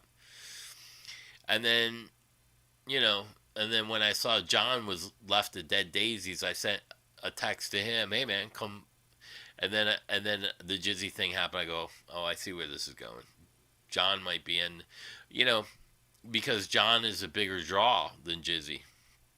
John was Hooligan Holiday with Motley Crue, and I thought that album was one of their best albums. It was heavy as shit. You know, Hooligan's Holiday and stuff. That was just an incredible album for me.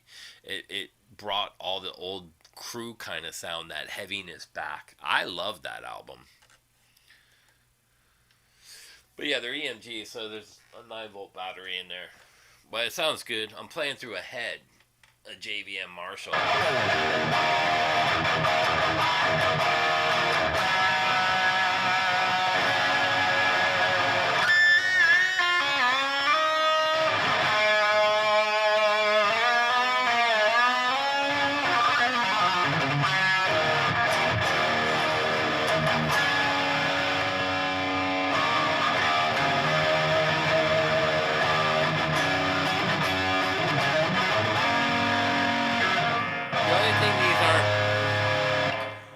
I wish these had push pulls.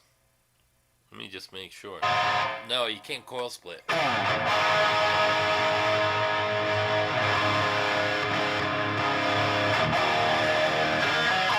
what I get for fucking with it. Alright, Gigi.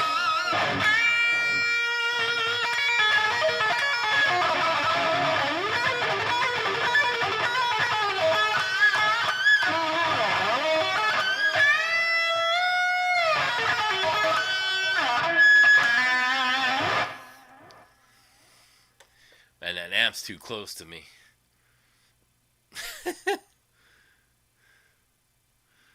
There you go. There you go.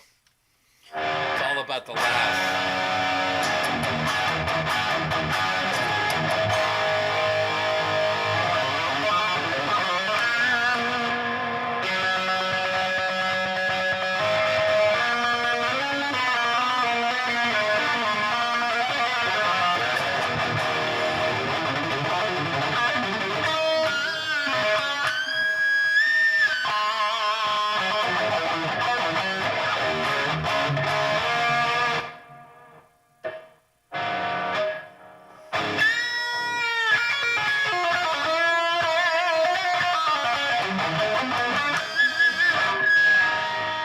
That'll feed back.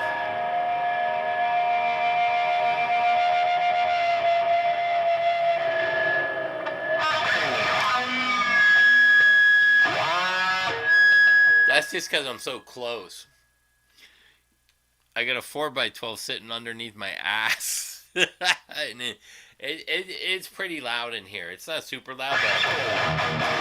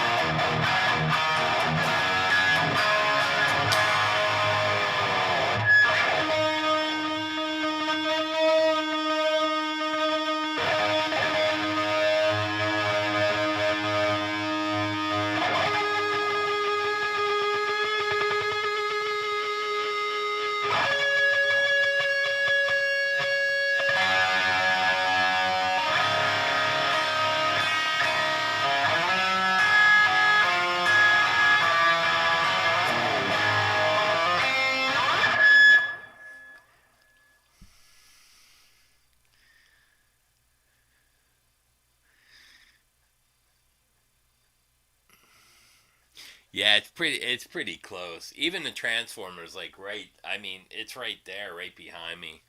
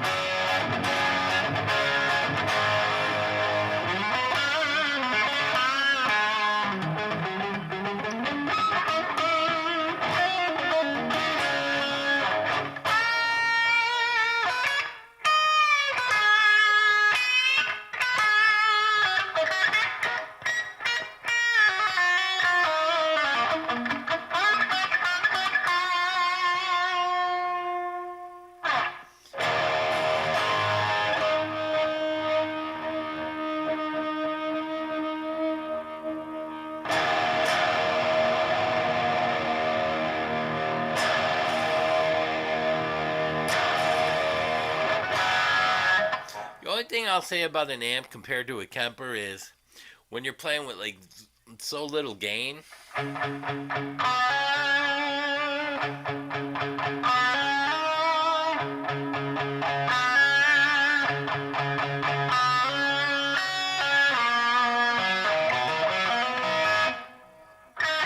It still has a lot of bite.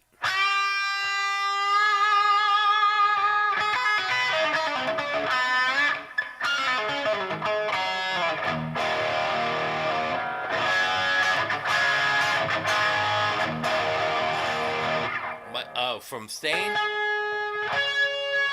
I think so.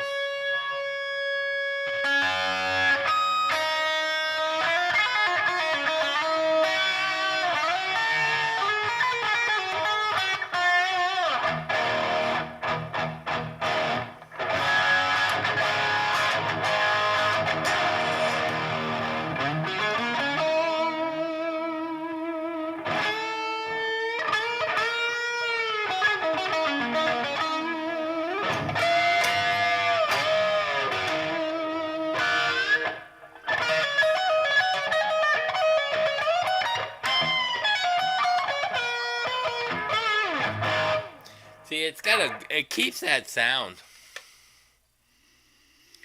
The amp is better in that manner. It still has a lot of bite when you roll off the gain a lot. Yeah, it's just I just rolled the gain off. It sounds like.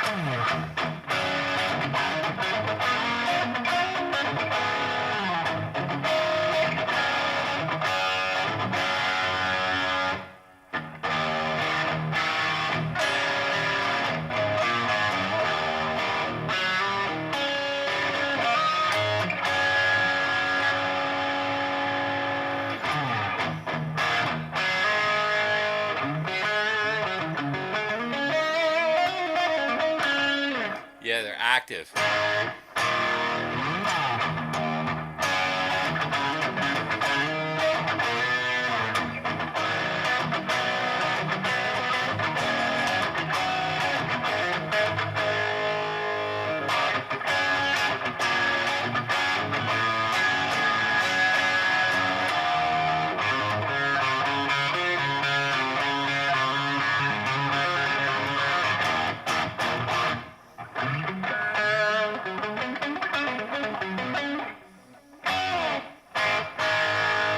It's just got good. Just sounds good.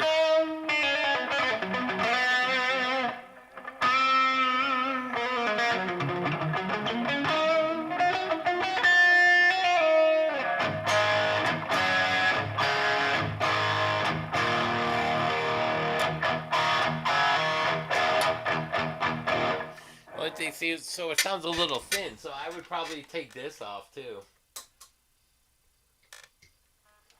For me. I would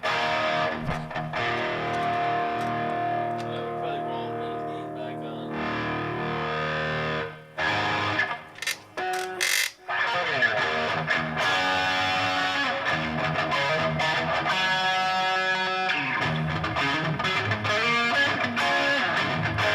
See, it adds that fullness back.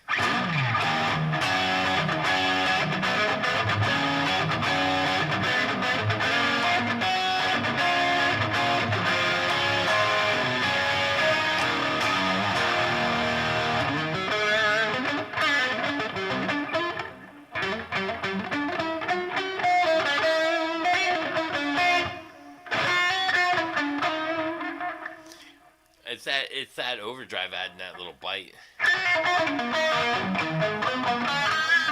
Billy Blades? No.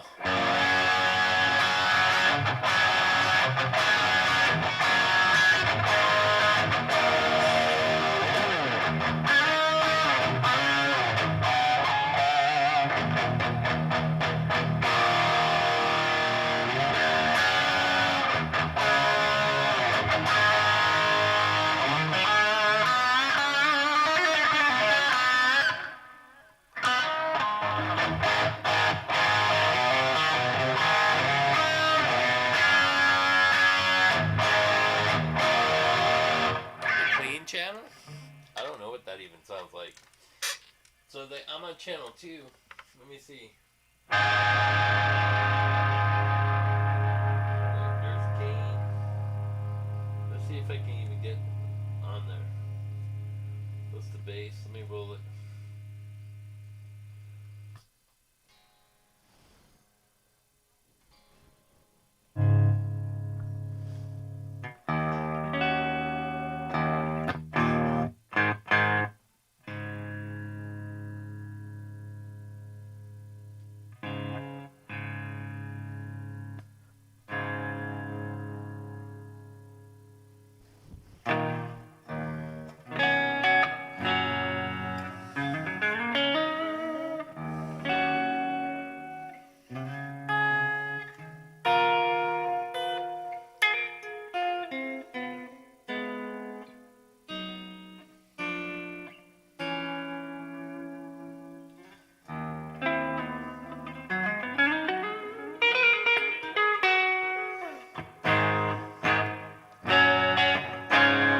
Not bad.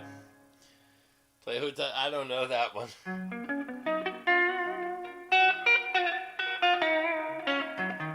I used to know it.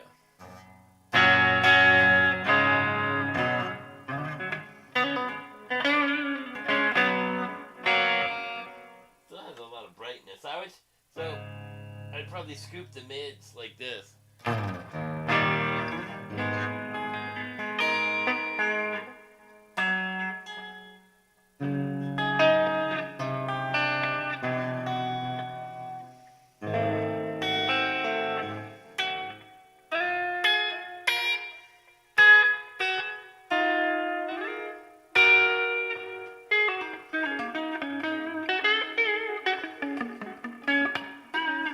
It's not bad for who knew Marshall could sound so clean.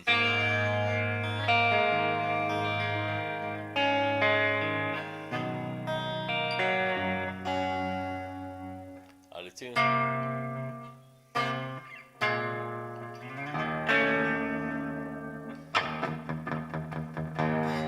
What if I turn the compressor on?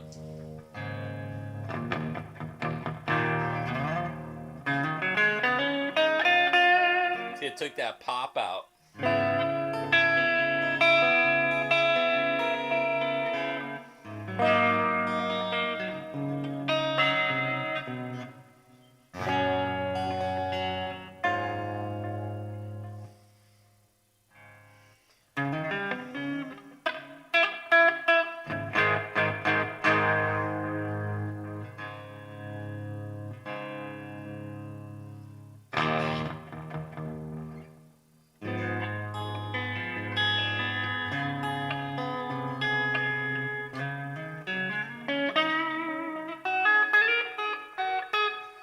That's not bad for a Marshall for cleans. Let me unplug it. Guitar, and those again, that's a JVM. It's a high gain head. So obviously, that head can do anything, and it's got those are with active pickups. So, that's crazy as well. But yeah, there you go. There's some stuff right there where So don't let people tell you that Marshall is not going to be able to do jazzy bluesy sounds like a JVM high gain head. Yeah, it's got a nice clean for I never did that. I just got to roll the mids off. Then it's not so harsh. Let it rip. I only play that at Guitar Center to get kicked out. When they had enough of me. When I have an annoying salesman, I always play. When I play a song, Dos Equis, I always play Stairway to Heaven.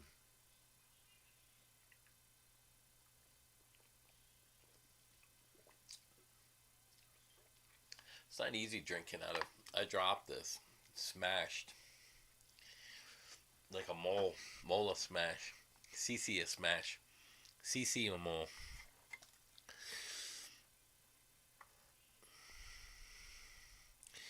Yeah, no worries, Poncho. But it's again, I got that head for $650 plus tax and shipping. It was $700.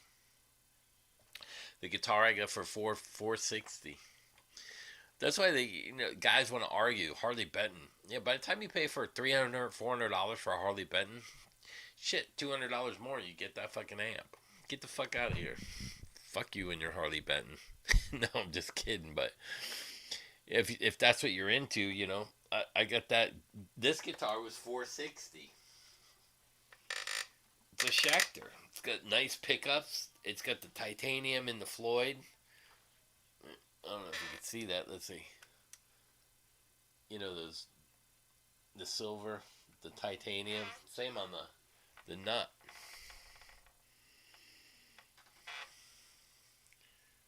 I don't know what the tuners are. I might need to get some new tuners. I think someone was messing with the tuners. It's got a cool cutaway too, like right on here. So that and it fits nice, like in your.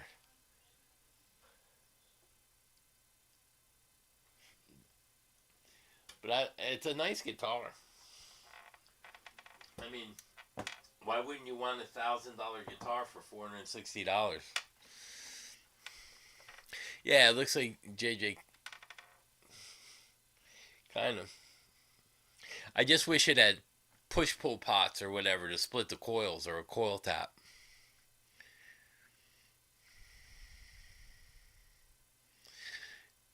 Yeah. Hey, Cosmic. Stairway to Freebird. Yeah. That's funny.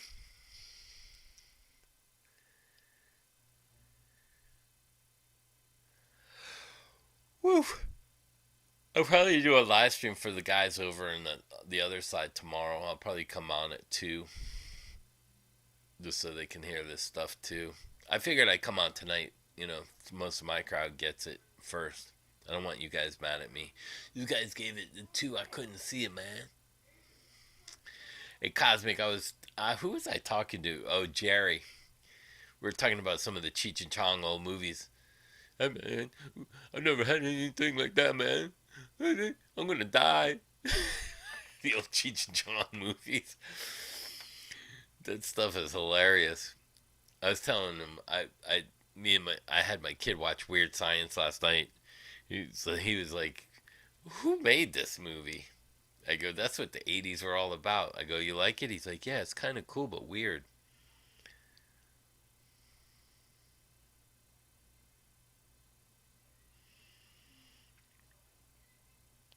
Yeah, that's like a metal telly. Like if you're gonna play metal, a Floyd Rose with some EMGs on a telly. I love telly shapes. I love them better than Strats.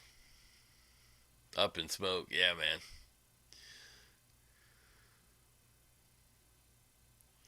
The gummy bears. I do love the telly shapes, even the Charvel tellies, like the older ones. Those are really cool.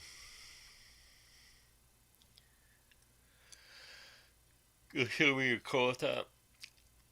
I don't know if that's August 1st or 2nd. I know he goes back to. I just found out today he goes to school at 10, so I might bring the kid up there with me. I was gonna try to get up there. You know, I might have to do it in a couple days drive. Because of my back. I might see if my buddy Mark will drive me. I just pay him to be the driver. Lay down in the back seat with the kid. The kid can sit in the front.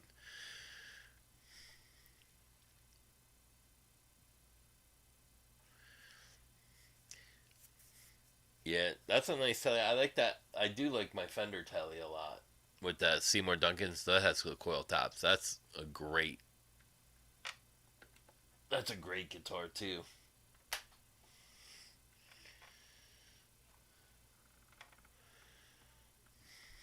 And then I got a black Charvel coming. I'm gonna have to figure out to do something in here. This is getting like a pigsty. I got stuff everywhere. Like that head came with a rolling case. I was showing. Here, the case is right here. Let me see if I can show it. Here, let me move this so I don't drop it.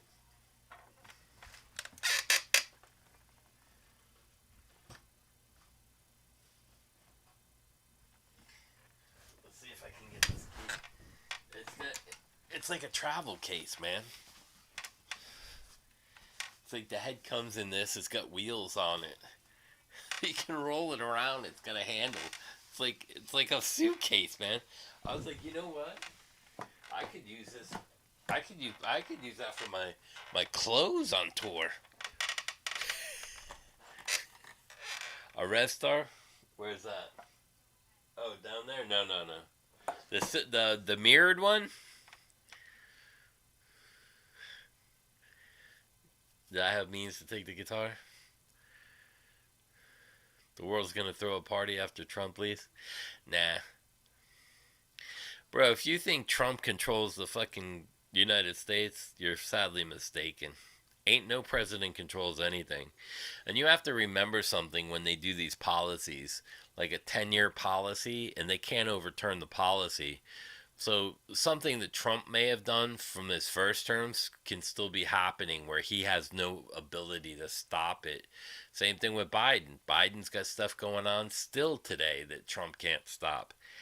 But those policies and the way that they're done are done by the corporate executives, the trillionaires of the world. When you have a Saudi family worth $37 trillion, Trump ain't in charge of shit. Ain't no president runs this country.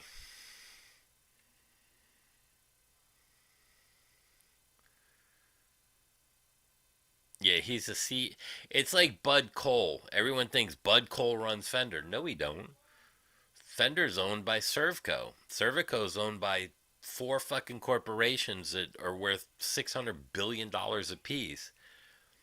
Bud Cole's just the CEO. He does whatever the fuck he's told to. Why? Because the power to bees can pay anybody to off anybody at any time. Those are the guys with the power. You know, it's like the mafia. The mafia controlled shit. They were running guns. They were trading. You know, when the government has the mafia work with them, there's a reason why. Because they can't get to who they want to get to. If you think somebody like that, like Trump runs the country and has a far reach, you're sadly mistaken. Even when I played with golf with Dick Cody, he was a 5-star general. I said, who runs this country? He said, I do. I go, why you? He goes, I make a phone call and I have 20 million people moving in a military at any given minute. He goes, there's no one on this planet that has that kind of power except me. So think about that.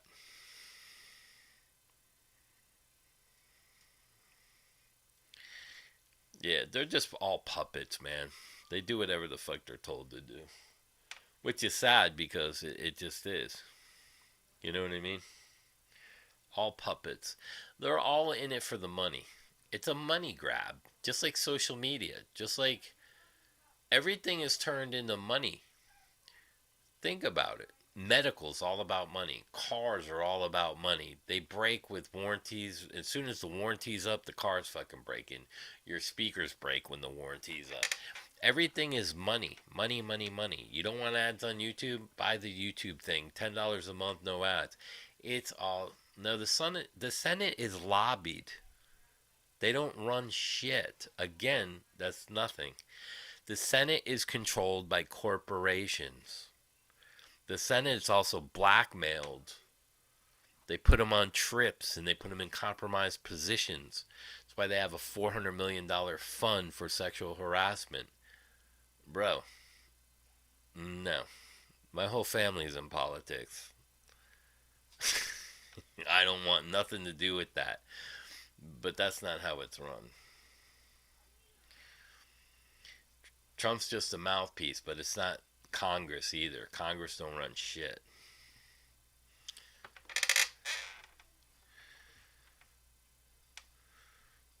Because if you think Congress ran this, you would think that they protected us against COVID and all the other stupid shit going on. They don't. Corporations write the bills. That's right. And the Senate sells it to the public like good little puppets. We're doing this for you. We're doing that for you. Oh, it's all for you. We're here for the people. Really? So what have you fucking done for me on either side? Either side. What have you done for me? Jack shit. I go buy my own fucking guitars. I make my own money. I pay my own taxes. What have you fucking done for me ever? Nothing. Why? Because they don't give two fucks about me. They give a fuck about their company. And, it's like they got cars that'll run on water. But if you shut the oil industry down, oil's used to control fucking countries. Oil is used to control banks. Oil is used to control this and control that. You shut down oil, you'll see it's just how it goes. So what do you think? Fucking Trump went into wherever with the oil? That was oil companies pushing him into that. Okay, Well, the problem is a lot of people think that they know how the country's run. I seen it firsthand because of my father, my uncle. But everyone thinks it's done this way. Like a friend of mine who played bass with me, he's like, enough with the Trump. Why are you gonna keep blaming Biden for this? And I go, bro, it's not. I go, you have to understand that when they pass a bill that can't be stopped, and it's a 10-year bill, and a president has 4 years as they serve, think about it. That's 4 years. That's 3 terms before that bill ends. That carries over, and the presidents can't touch it. Executive orders don't do nothing to do that. So, like, when people don't really understand how business in the politics work, so here's the thing. You have politics, and you have business, and then you have business and politics. Let me just put it that way, and then we'll stop talking about it. You have business and politics. You have business, you have politics. Then you have business inside of politics and politics inside of business. That's how that goes. It's kind of like you think that like Michael Jackson told the record labels what to do because he was such a big artist and that influential. No. They told him where the fuck to go. And if you don't like it, they have those crazy guys like the Epsteins and the Weinsteins and this Stein and one way or another, they'll fucking put an end to it. Let's put it that way. If they don't like what you're doing, they Charlie Kirk you. It's that easy. The powers to be with the most money wins. Sad but true. It's a corporate world. It's like, you remember when they were talking about, Bill Gates was talking about how Pfizer was so humanitarian and the vaccine and this and that. But yet when countries couldn't afford the vaccine, like Africa, oh, I'm sorry, we can't give it to you.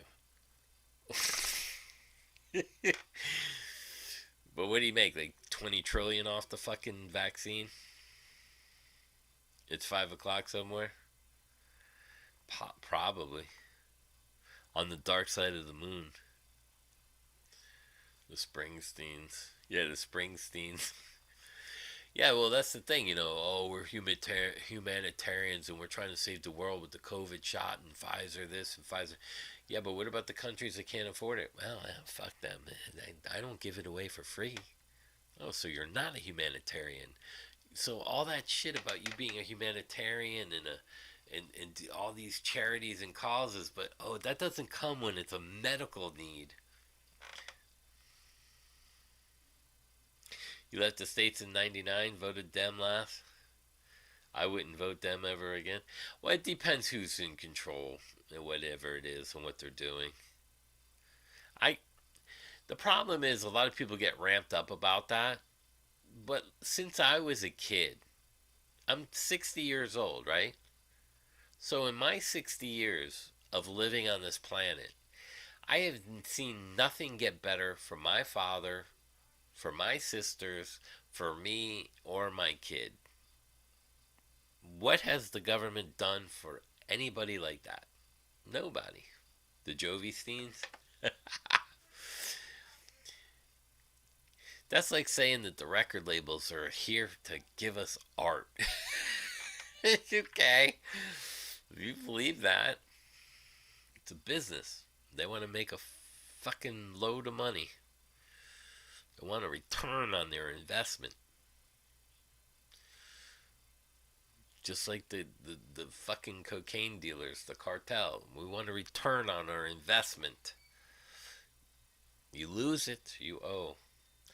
It's just how, that's just the business part of the world. You know, why don't they teach that in school?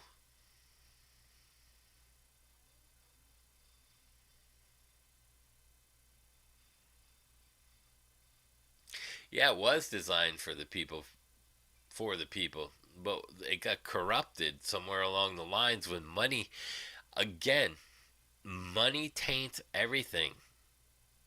It tainted, that's what it all becomes about, money. And it taints business, it taints politics, it taints social media, it taints the news organizations, it taints fucking people that want to fucking rob and steal our social security.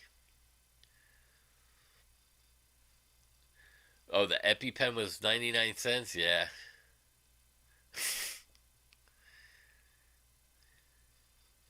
Yeah. Try walking up to a cop and tell him, you serve the public. I pay your salary. You work for me. As you get hit by the nightstick. Fuck off, motherfucker. Get out of my face before I arrest you for annoying me. Disobeying a police command. They Dude, that's the other thing. My dad told me a long time ago too. He goes, "We have two sets of books with laws." He goes, "We got modern law, and he goes, we have blue laws." I go, "What are blue laws?" He goes, "We have laws from the 1700s and 1800s that don't even exist today." He goes, "But if you spit on the sidewalk, I guarantee I can arrest you and put you away in jail for 3 days." I go, "That was in the blue book laws in the old day?" He goes, "Yes, it was, and we left it on the books. And there's a reason why. Because there's loopholes, and we use those for loopholes." See, when I hear shit like that, it pisses me off. But that's how they work. Times change, but they still use old law and new law together. Power corrupts the weak. Yeah. Yeah.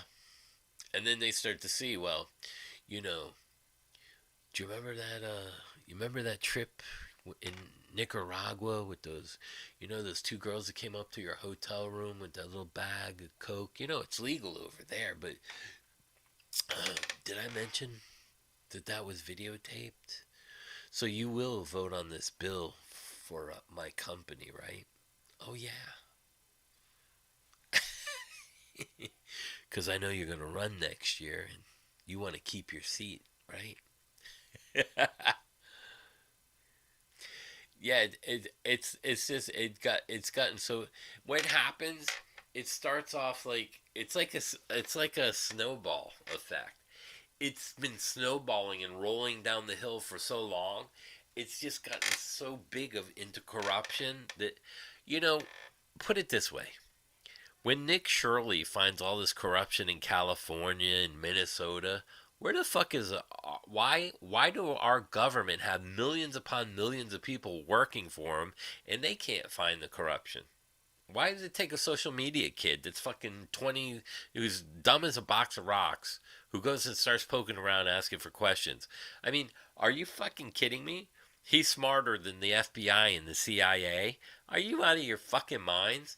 If you don't think that the government doesn't look for that shit because they're getting kickbacks and they filter shit through that, it's crazy. You don't think they're stealing money from other countries because there's no serial numbers on gold and silver, like coins, and that there's motorcycle gangs working with cartels, working with the FBI and CIA, trafficking fucking 60 to 100 billion dollars a year in stolen money from other countries. Did you guys know that?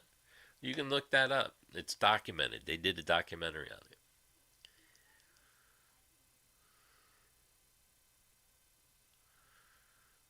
They made a law to stop people looking for fraud. Oh yeah. Oh yeah, that's right. California made the law to stop Nick Shirley. Yeah. Unbelievable, right?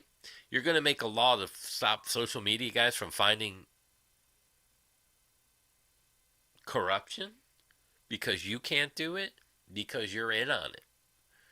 That's fucked up. One day, I don't think I'll see it. I don't even know. I don't think my son will ever see it. But there will be a revolution in the United States, and there will be a fucking holy God war. The people will unite and take back the United States, and they will make it what it should be. Then it'll get corrupt all over again.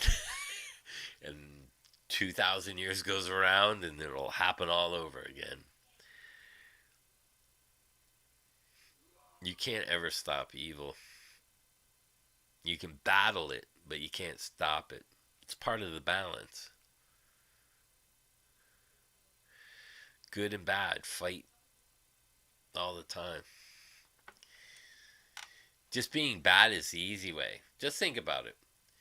It's for you to make $1 million and start a company from scratch and get the bank accounts and all the forms and the lawyers and this and that.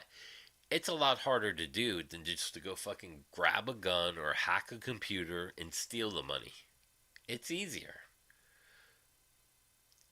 So when they make it harder to be legitimate than making it harder to steal, there's a problem.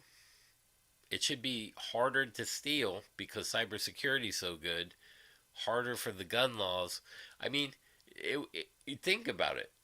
It should be harder to fucking do the wrong thing than it is to do the right thing. But for most of the time, it's harder to do the right thing. Do you know what I got to do to go through to get my uncle's 100 years old next year. 100 years old. I go into banks and argue about their policy. I'm like, your policy wasn't for a 99-year-old man. Your policy was for a 70-year-old that could come in with the mother, father, or the son and fill out the forms on their own. What do you do when somebody hits almost 100 years old and he can't move around and function? Is a liability. Falls out the fucking car, hits his head, he's dead. Your policies aren't for somebody who you didn't think was ever going to live 30 years beyond the average lifespan. And now you're making it harder to get his government check, his Social Security. His Social Security, he retired in fucking 1981. His Social Security is $600 a year. He was a merchant marine and fought for the fucking country. When you can come in this country as an illegal and get $3,000 in food stamps a month, like that's okay? No, that's not okay. We're broke. We're broken. We have a broken system. And no one in the government on either side fixes it. That's the problem. And they can't fix it because the powers to be won't let them. It's just how it is. But what are you going to do? Nothing you can do. They're going to have... And all they keep doing is dividing the people. Divide and conquer. Divide and conquer. When people realize that they have to fucking unite as a society, then you will be powerful and you can take back what is rightfully yours. But that'll never happen because people can't get along.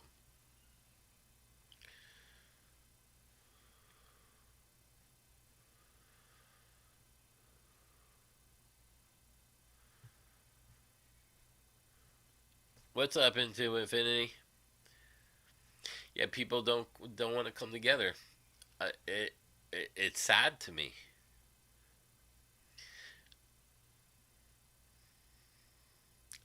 And it's like now when I watch the police take anyone down that's black, anyone that's white. You know what they all say? I can't breathe. I can't breathe.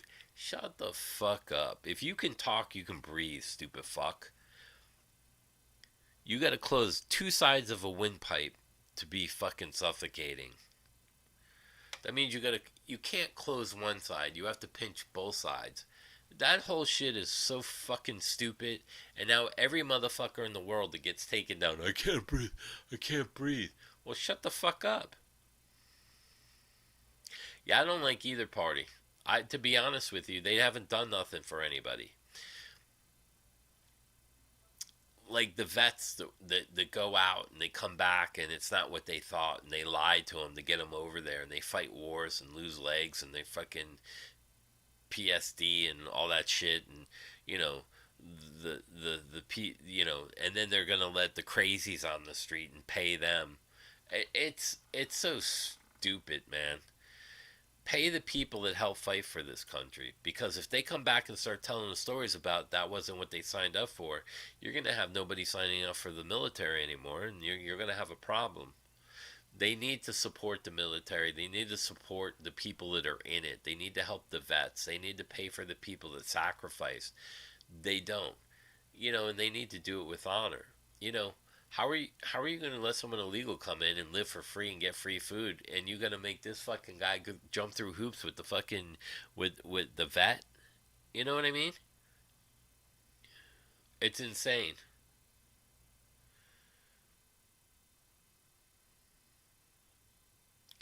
Yeah, it's just and that's why I hate politics. The VA is getting better, but the VA should be better already. I mean, it's fucking 2026, bro. You know what I'm saying? The 60s is when it was fucked up. We need more bacon. You ain't lying. Mock Muhammad just to get some money. Yeah. And I've done world tours. I've been to some of these countries, and some of you guys are like, Infinity Bond. You've been in the military. You know what it's like in other countries. I know what it's like in other countries. It's not nice. You're opening a learning center? What are you going to learn? A leering center or a learning? What are you going to learn, Vinny?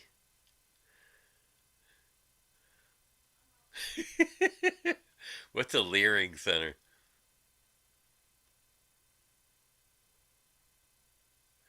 Yeah, they all got screwed. They didn't know what they were getting into, and they were lied to about all that. There's a recruiter down the street, and they were on a main street, and they had like these guys doing like these jump squats and shit. The guy was so out of shape who was like giving the drills. I wanted to walk. I swear to God, Vinny, I wanted to walk up to this drill sergeant and go, I got $100,000 right now to say that I'm just gonna fucking put you on the ground because you're an out of shape piece of shit and you're not teaching these kids the right fucking thing.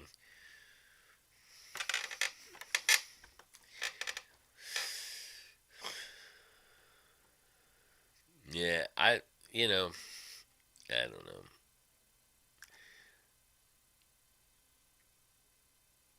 It's almost like war for all these countries, including us, are a distraction from what's really going on, from them stealing all the billions of dollars.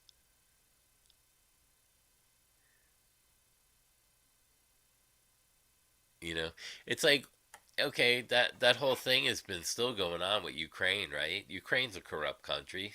Russia's whatever. Where's all those billions of dollars we gave Ukraine? Where's all our mineral land? Where's the minerals? And when we get all that mineral money, who are you going to give it to? Because you used our fucking tax dollar. So where's our trillions in those minerals? Who gets that? Are you going to give us all a fucking cut? Like, when do we get... You're borrowing our money and spending it. When did the people see the return on their money? That's a great question, right?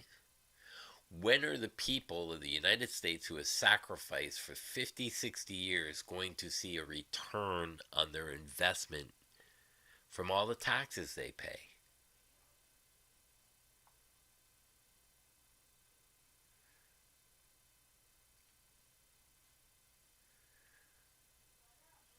We pay, we pay, we pay, and we see no return. What am I paying for?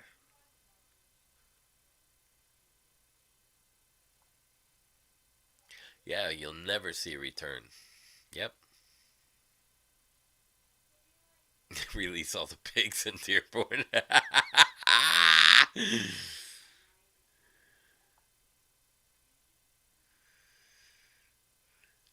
Yeah, it's fucked up. Yeah, I don't get that either.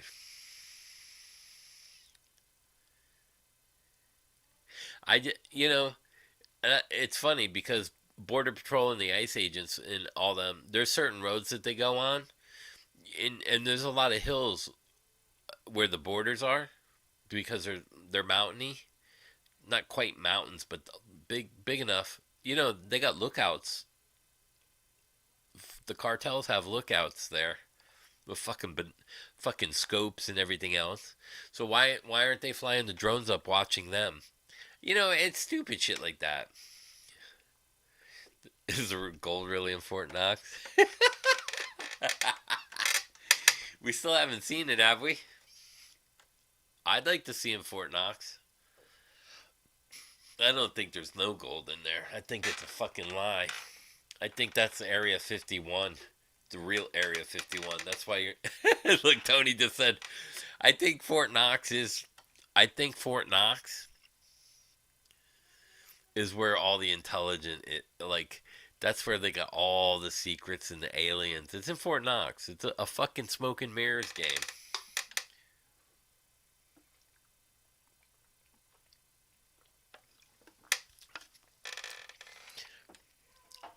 And then when they get to it, they're going to show you AI pictures. It'll be Rhett Scholl. Fucking guard in Fort Knox. In the Velvet Hammer.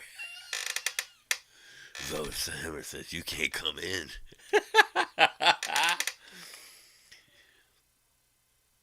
That's too fucking funny.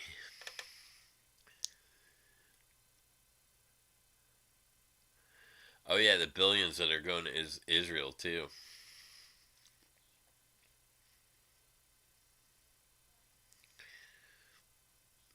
I always wondered about that.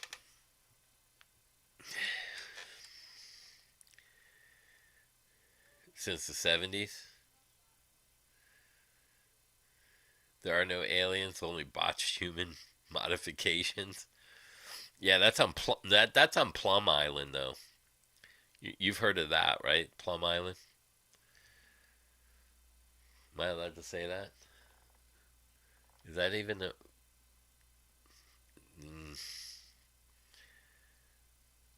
We need Dream Theater. Wacka CC played in Fort Knox. Knox knock. Who's there? Theater. Theater who? Theater not be here.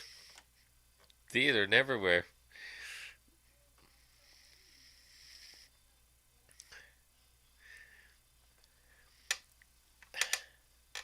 I wish I could do. The alien thing's a sham? Nah, I don't think so. To think, well, here's the thing. Well, everything could be a sham if you think of that way. I mean, have you ever been to outer space? Not me. So how do I know that that's real too?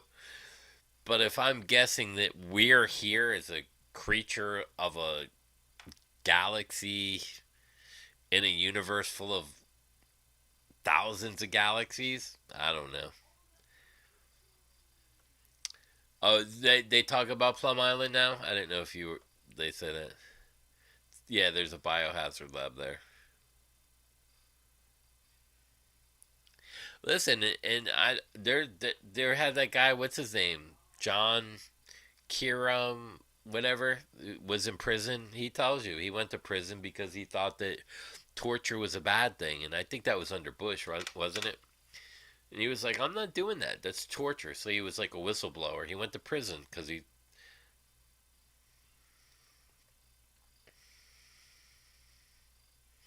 I don't think we ever been to the moon. That's my personal opinion. But aliens could be. Think. Let's say we don't ever go extinct. Us as people on the Earth, right? Let's say 2,000 years from now, another 2,000 years. Just think, so we come from sticks and stones and pyramids and all that shit, right? 2,000 years ago. Add another 2,000 from where we got now to AI and the cell phones and all that. Another 2,000.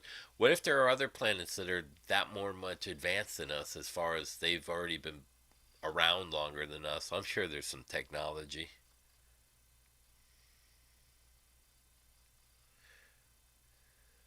Yeah, there's something out there. You can't just think we're the only ones out of a whole fucking of infinity of a universe. That's impossible. If we exist, other things exist.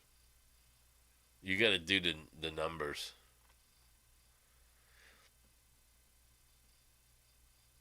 Yeah, they don't have any kind of those whatever Orion, whatever they call them, Cooper belts or whatever. They haven't brought any cheese back. Yeah, I don't think we're capable. And that's the other thing. We know more about space than we do our own ocean, because that's a whole different technology to go that deep. Like they don't even really know what's at the center of our planet. Do you guys know that, right? They don't. It's just sonar machines. They don't have anything to see that deep into the Earth or a planet. No one's ever cut open a fucking planet. No one. They're just guessing mantle and magma and this and that. Yeah, the Van Allen belts. You can't. The Earth is too thick to even. I mean, we drilled 2 3 miles, and that's not even fucking close to. How wide is the Earth? You're not gonna drill anything remotely close to that. And if you get to the center and there's something in it, how do you know it's not like a? You're gonna let all the hot air out. Oh, the Arctic ice wall. More ice. Dos Equis. America. George W. Bush says beyond the Great White Ice Wall, there's another America.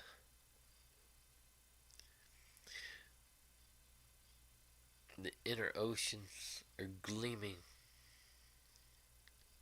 Antarctica is off limits. Yeah. Internationally.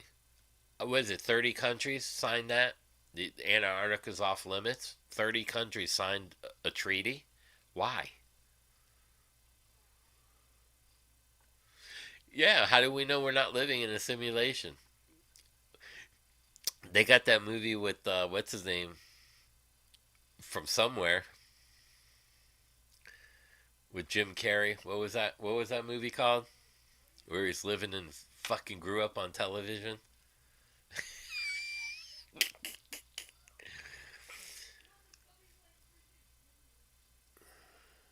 Oh, I believe it too. I don't, especially when, here's the thing.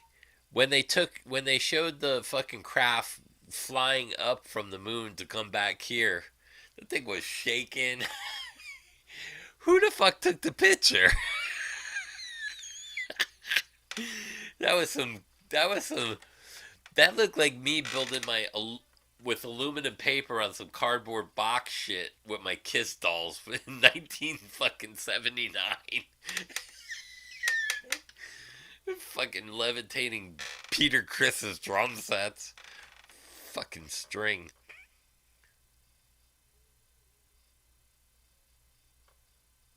Yeah, I seen that. Yeah, you can't ever get that fucking. There's not. They'll never know what our Earth has in the middle of it. They found the lost Atlantic Kingdom. Aquaman's gonna protect us. What was that? The Truman Show. That's it. With Jim Carrey. We're living in the Truman Show.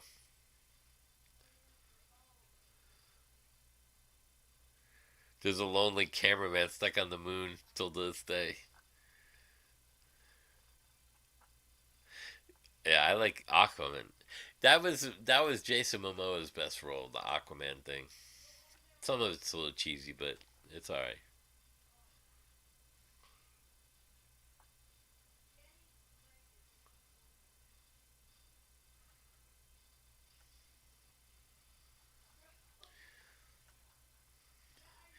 And like, why are we even trying to get to the moon? Why are we even trying to drill into the center of the Earth?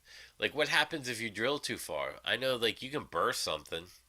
Like, if you're drilling in your walls and you don't know where anything is, how do you? What if you hit something and you rupture something inside? Like you open a fucking poisonous gas pocket. Like, what the fuck are you doing? Just fucking live. Leave the planet the fuck alone. Leave the oceans alone. Leave the fucking moon alone. Just can't we all live in fucking huts near a river? You play fucking guitar with some battery amps, solar amps. Like the computer, the phone, the guitars, everything we got comes from the planet. It's all minerals or something that come from the planet. Like why can't we just be happy with what we got? Why do we have to exceed and beat the other countries in technology? Why? Wow, who gives a fuck? What's it gonna do for me? Nothing. What's it gonna do for my kid? Nothing. Just give me my fucking return on my tax money. That's all I want to see. Just let me live a little better. Let me help my neighbor. How about free fucking medical care for everybody? Want to take away corruption in the medical industry? China will build a moon base. Maybe. Elon's probably pretty set on sending someone to Mars. I don't really see that happening.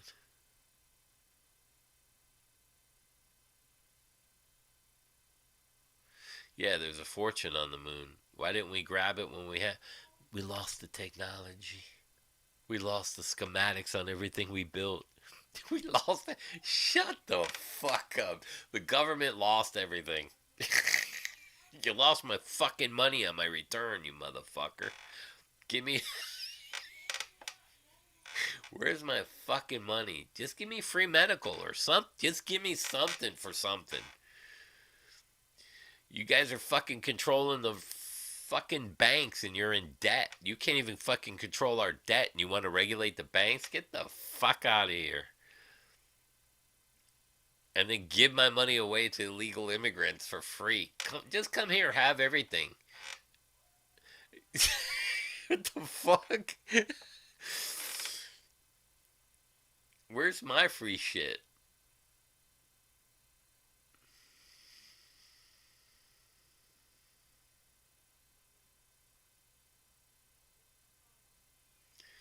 Yeah, that's why I wish I had my kid when I was younger. That's my only regret. I wish I could be a little younger for him.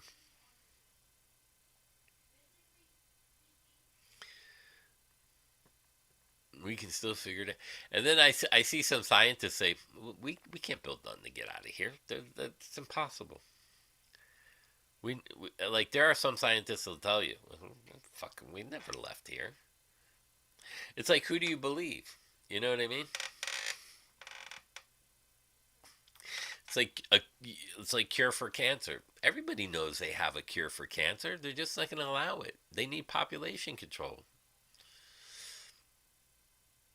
And it's $1 trillion industry. Trillions and trillions go into cancer. You know, chemo and this and that and all the testing.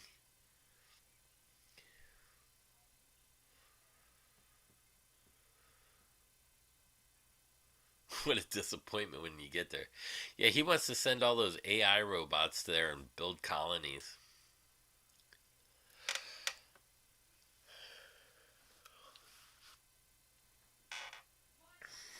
I'll probably go soon. I'm getting tired too. It's crazy. Yeah, the stuff that they do or they say. It's like, what did they think? You know, and here's the funny part about everything, and I'll say this as we listen. I was born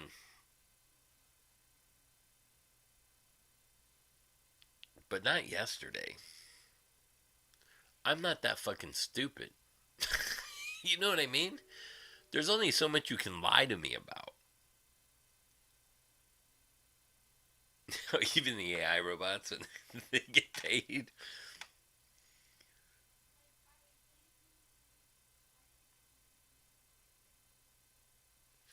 Dude, did you see the AI robot in China, I think it is? I forgot where they were at. It might have been Japan. But it's serving food. That's fucking incredible.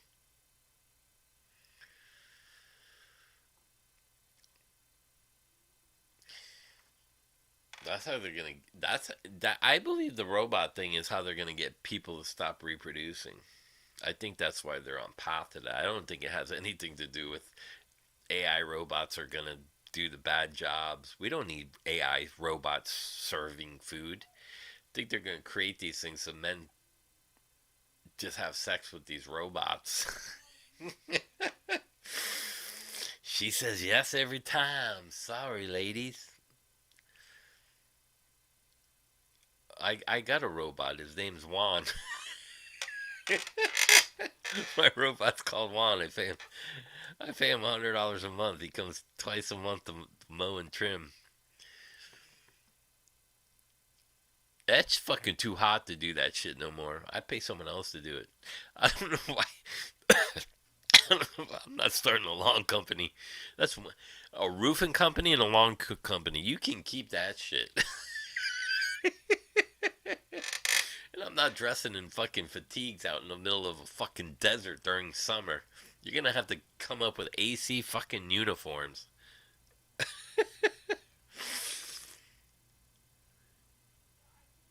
You have a friend that's pretty smart, but he thinks the earth is flat. He's a mystery. The earth is flat.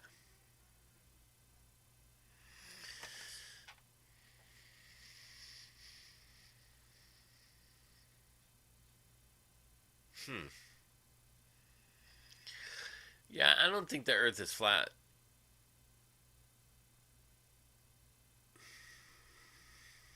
But again, I've never really been into outer space and looked at everything. You know what I mean? I know tires are round and they spin, which creates frequencies. But other than that, the water goes down tubing that's round and it goes one direction. I don't know. The moon is flat. The sun must be flat too. Well, again, it could be simulation. Truman Show. Fucking China has a sun that they launched. Did you ever see the sun they launched? They launched the fucking sun. Fucking China. Like, what does that do? You launched a fucking fake sun. Like, are you out of your fucking minds? What are the consequences of that? Like, oh no, we gotta pull it back in. We fucked up. That we can't. What do you like? They're doing stuff that they have no idea what the consequence is. And then what if the consequences turn very bad for the whole planet? And how are you gonna stop that? Where's Plan B and C?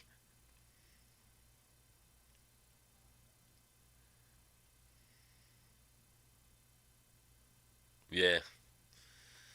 I don't know. It's just too fucked up for me to even think about all that stuff. Really. I just want to enjoy myself. I just want to return on my. I don't mind paying taxes, but it's kind of like insurance companies. Are like any one of you? Everybody here's heard the horror stories about insurance companies. Everybody knows they're fucking cheap. Everybody knows that they don't want to pay out. Everybody knows they're in the game to make millions and billions of dollars. Is there one of you guys that love an insurance company? To go, man, what would I do without that insurance? And I'm not talking about like, I mean in general, like, like we had State Farm here, and we had one hurricane, and then the government had to get involved because the State Farm went bankrupt. It's like, well, where's all that money we've been paying for 100 fucking years into State Farm for a fucking wind, fire, rain, and flood? 100 years of fucking insurance. Like, where did it all go? Florida gets hit by a fucking big hurricane, and all of a sudden, State Farm from the whole United States is bankrupt. Shit. That kind of shit's got to stop. It really does.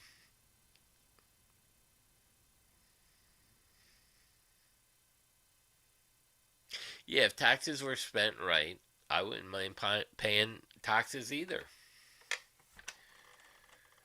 You know, and there should be always a third party that's neutral, watching our governments, watching our city people.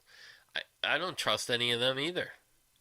We need a separate group that has nothing to do with money, just going in and looking at the books and going, bro, you can't fucking do this. No. They need to open the books. Just like a fucking condo does, and show you the reserves. When you pay into your fucking monthly homeowners and shit, and your association fees, they have to open the books for you. Half the time they won't because they don't have the reserves. But that's a whole nother story. But yeah, it's sad that they do that. Yeah, insurance is a huge scam. So like if you work for an insurance company now, why not just pay everybody off and do it the right way? Because if you go to court, there's no limit. And the idea of you getting a jury and all 12 of them love fucking insurance companies ain't gonna happen.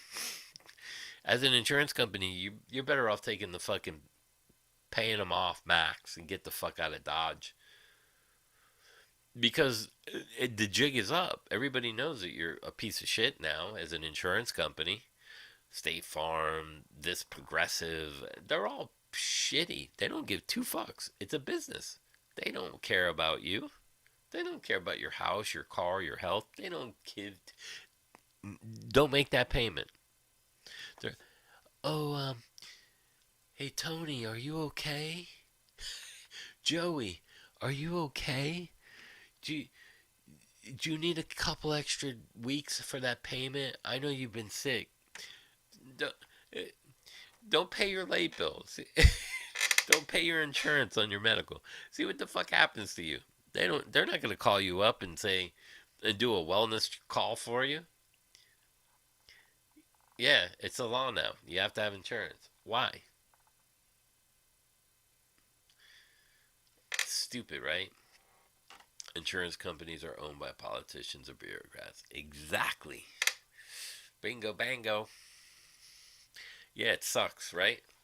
I can't stand it. All for the money. I did it all for the nookie. It's the new politicians. I did it all for the money.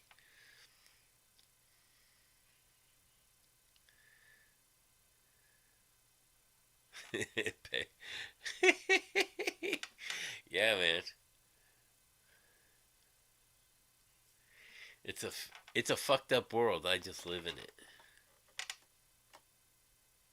And then you get a lot of people say that too. Well, there's nothing we can do about it. Well, there is. You just have to unite the people.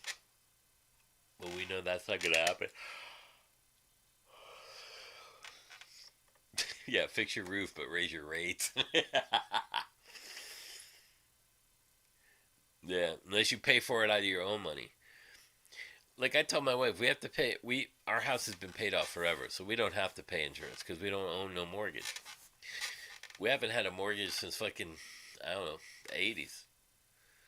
Fucking 40 years at $3,000, $4,000 a year. I think it's $10,000 now. Do you know how much money that is? That nothing ever happened to this house. We're lab rats. That's a good way to look at it. We're just lab rats for the next fucking generation. How far can we go?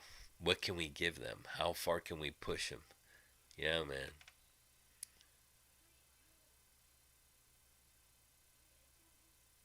Gloomsyville, play a song, make it snappy. Here you go. I'll play you a song. It's already pre-done for you. I don't even have to play it. You can listen.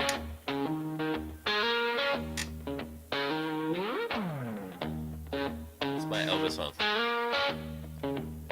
What's up, everybody? My name is Jizzy.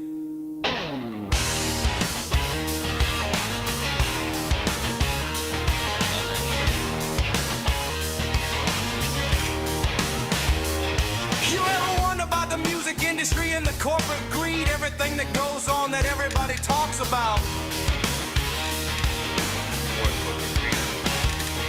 Well, But yet their fathers are third in line at companies like AT&T and Mr. Red Shaw.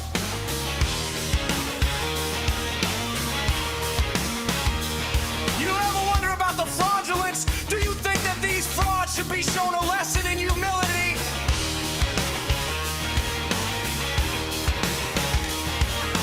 All for self-gain and profit. All the shills and grifters on YouTube. In politics. You wanna know who I am?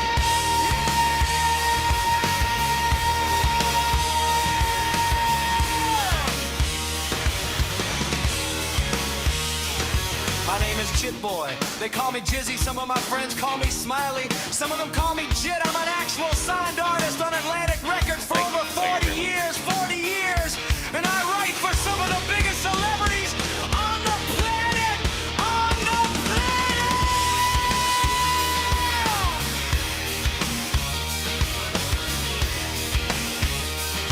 Kid Rock would be proud of me.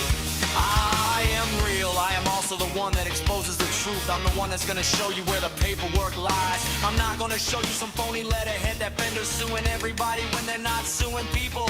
All for clicks on YouTube. We need a YouTube purge. We need to get rid of all the shit. We need to purge in everything. All the liars and BS people. Rick Vio never made it in the music industry.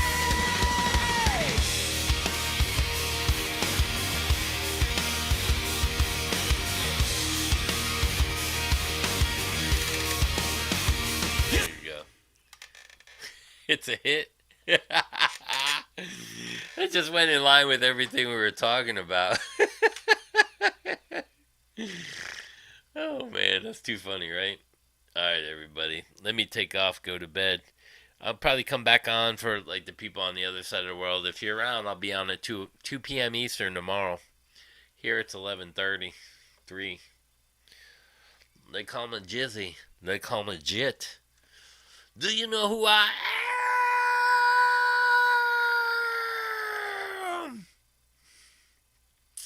I don't.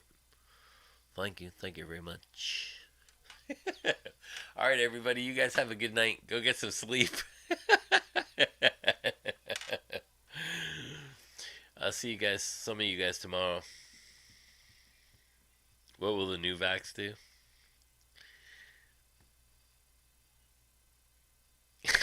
I need to do a video of that. Maybe. I'll have to think about that one. I think I did it on a there is a short of that, I think.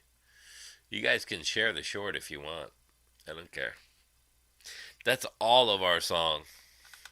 Alright, everybody. Peace out. You guys have a great night. I'll see you guys tomorrow.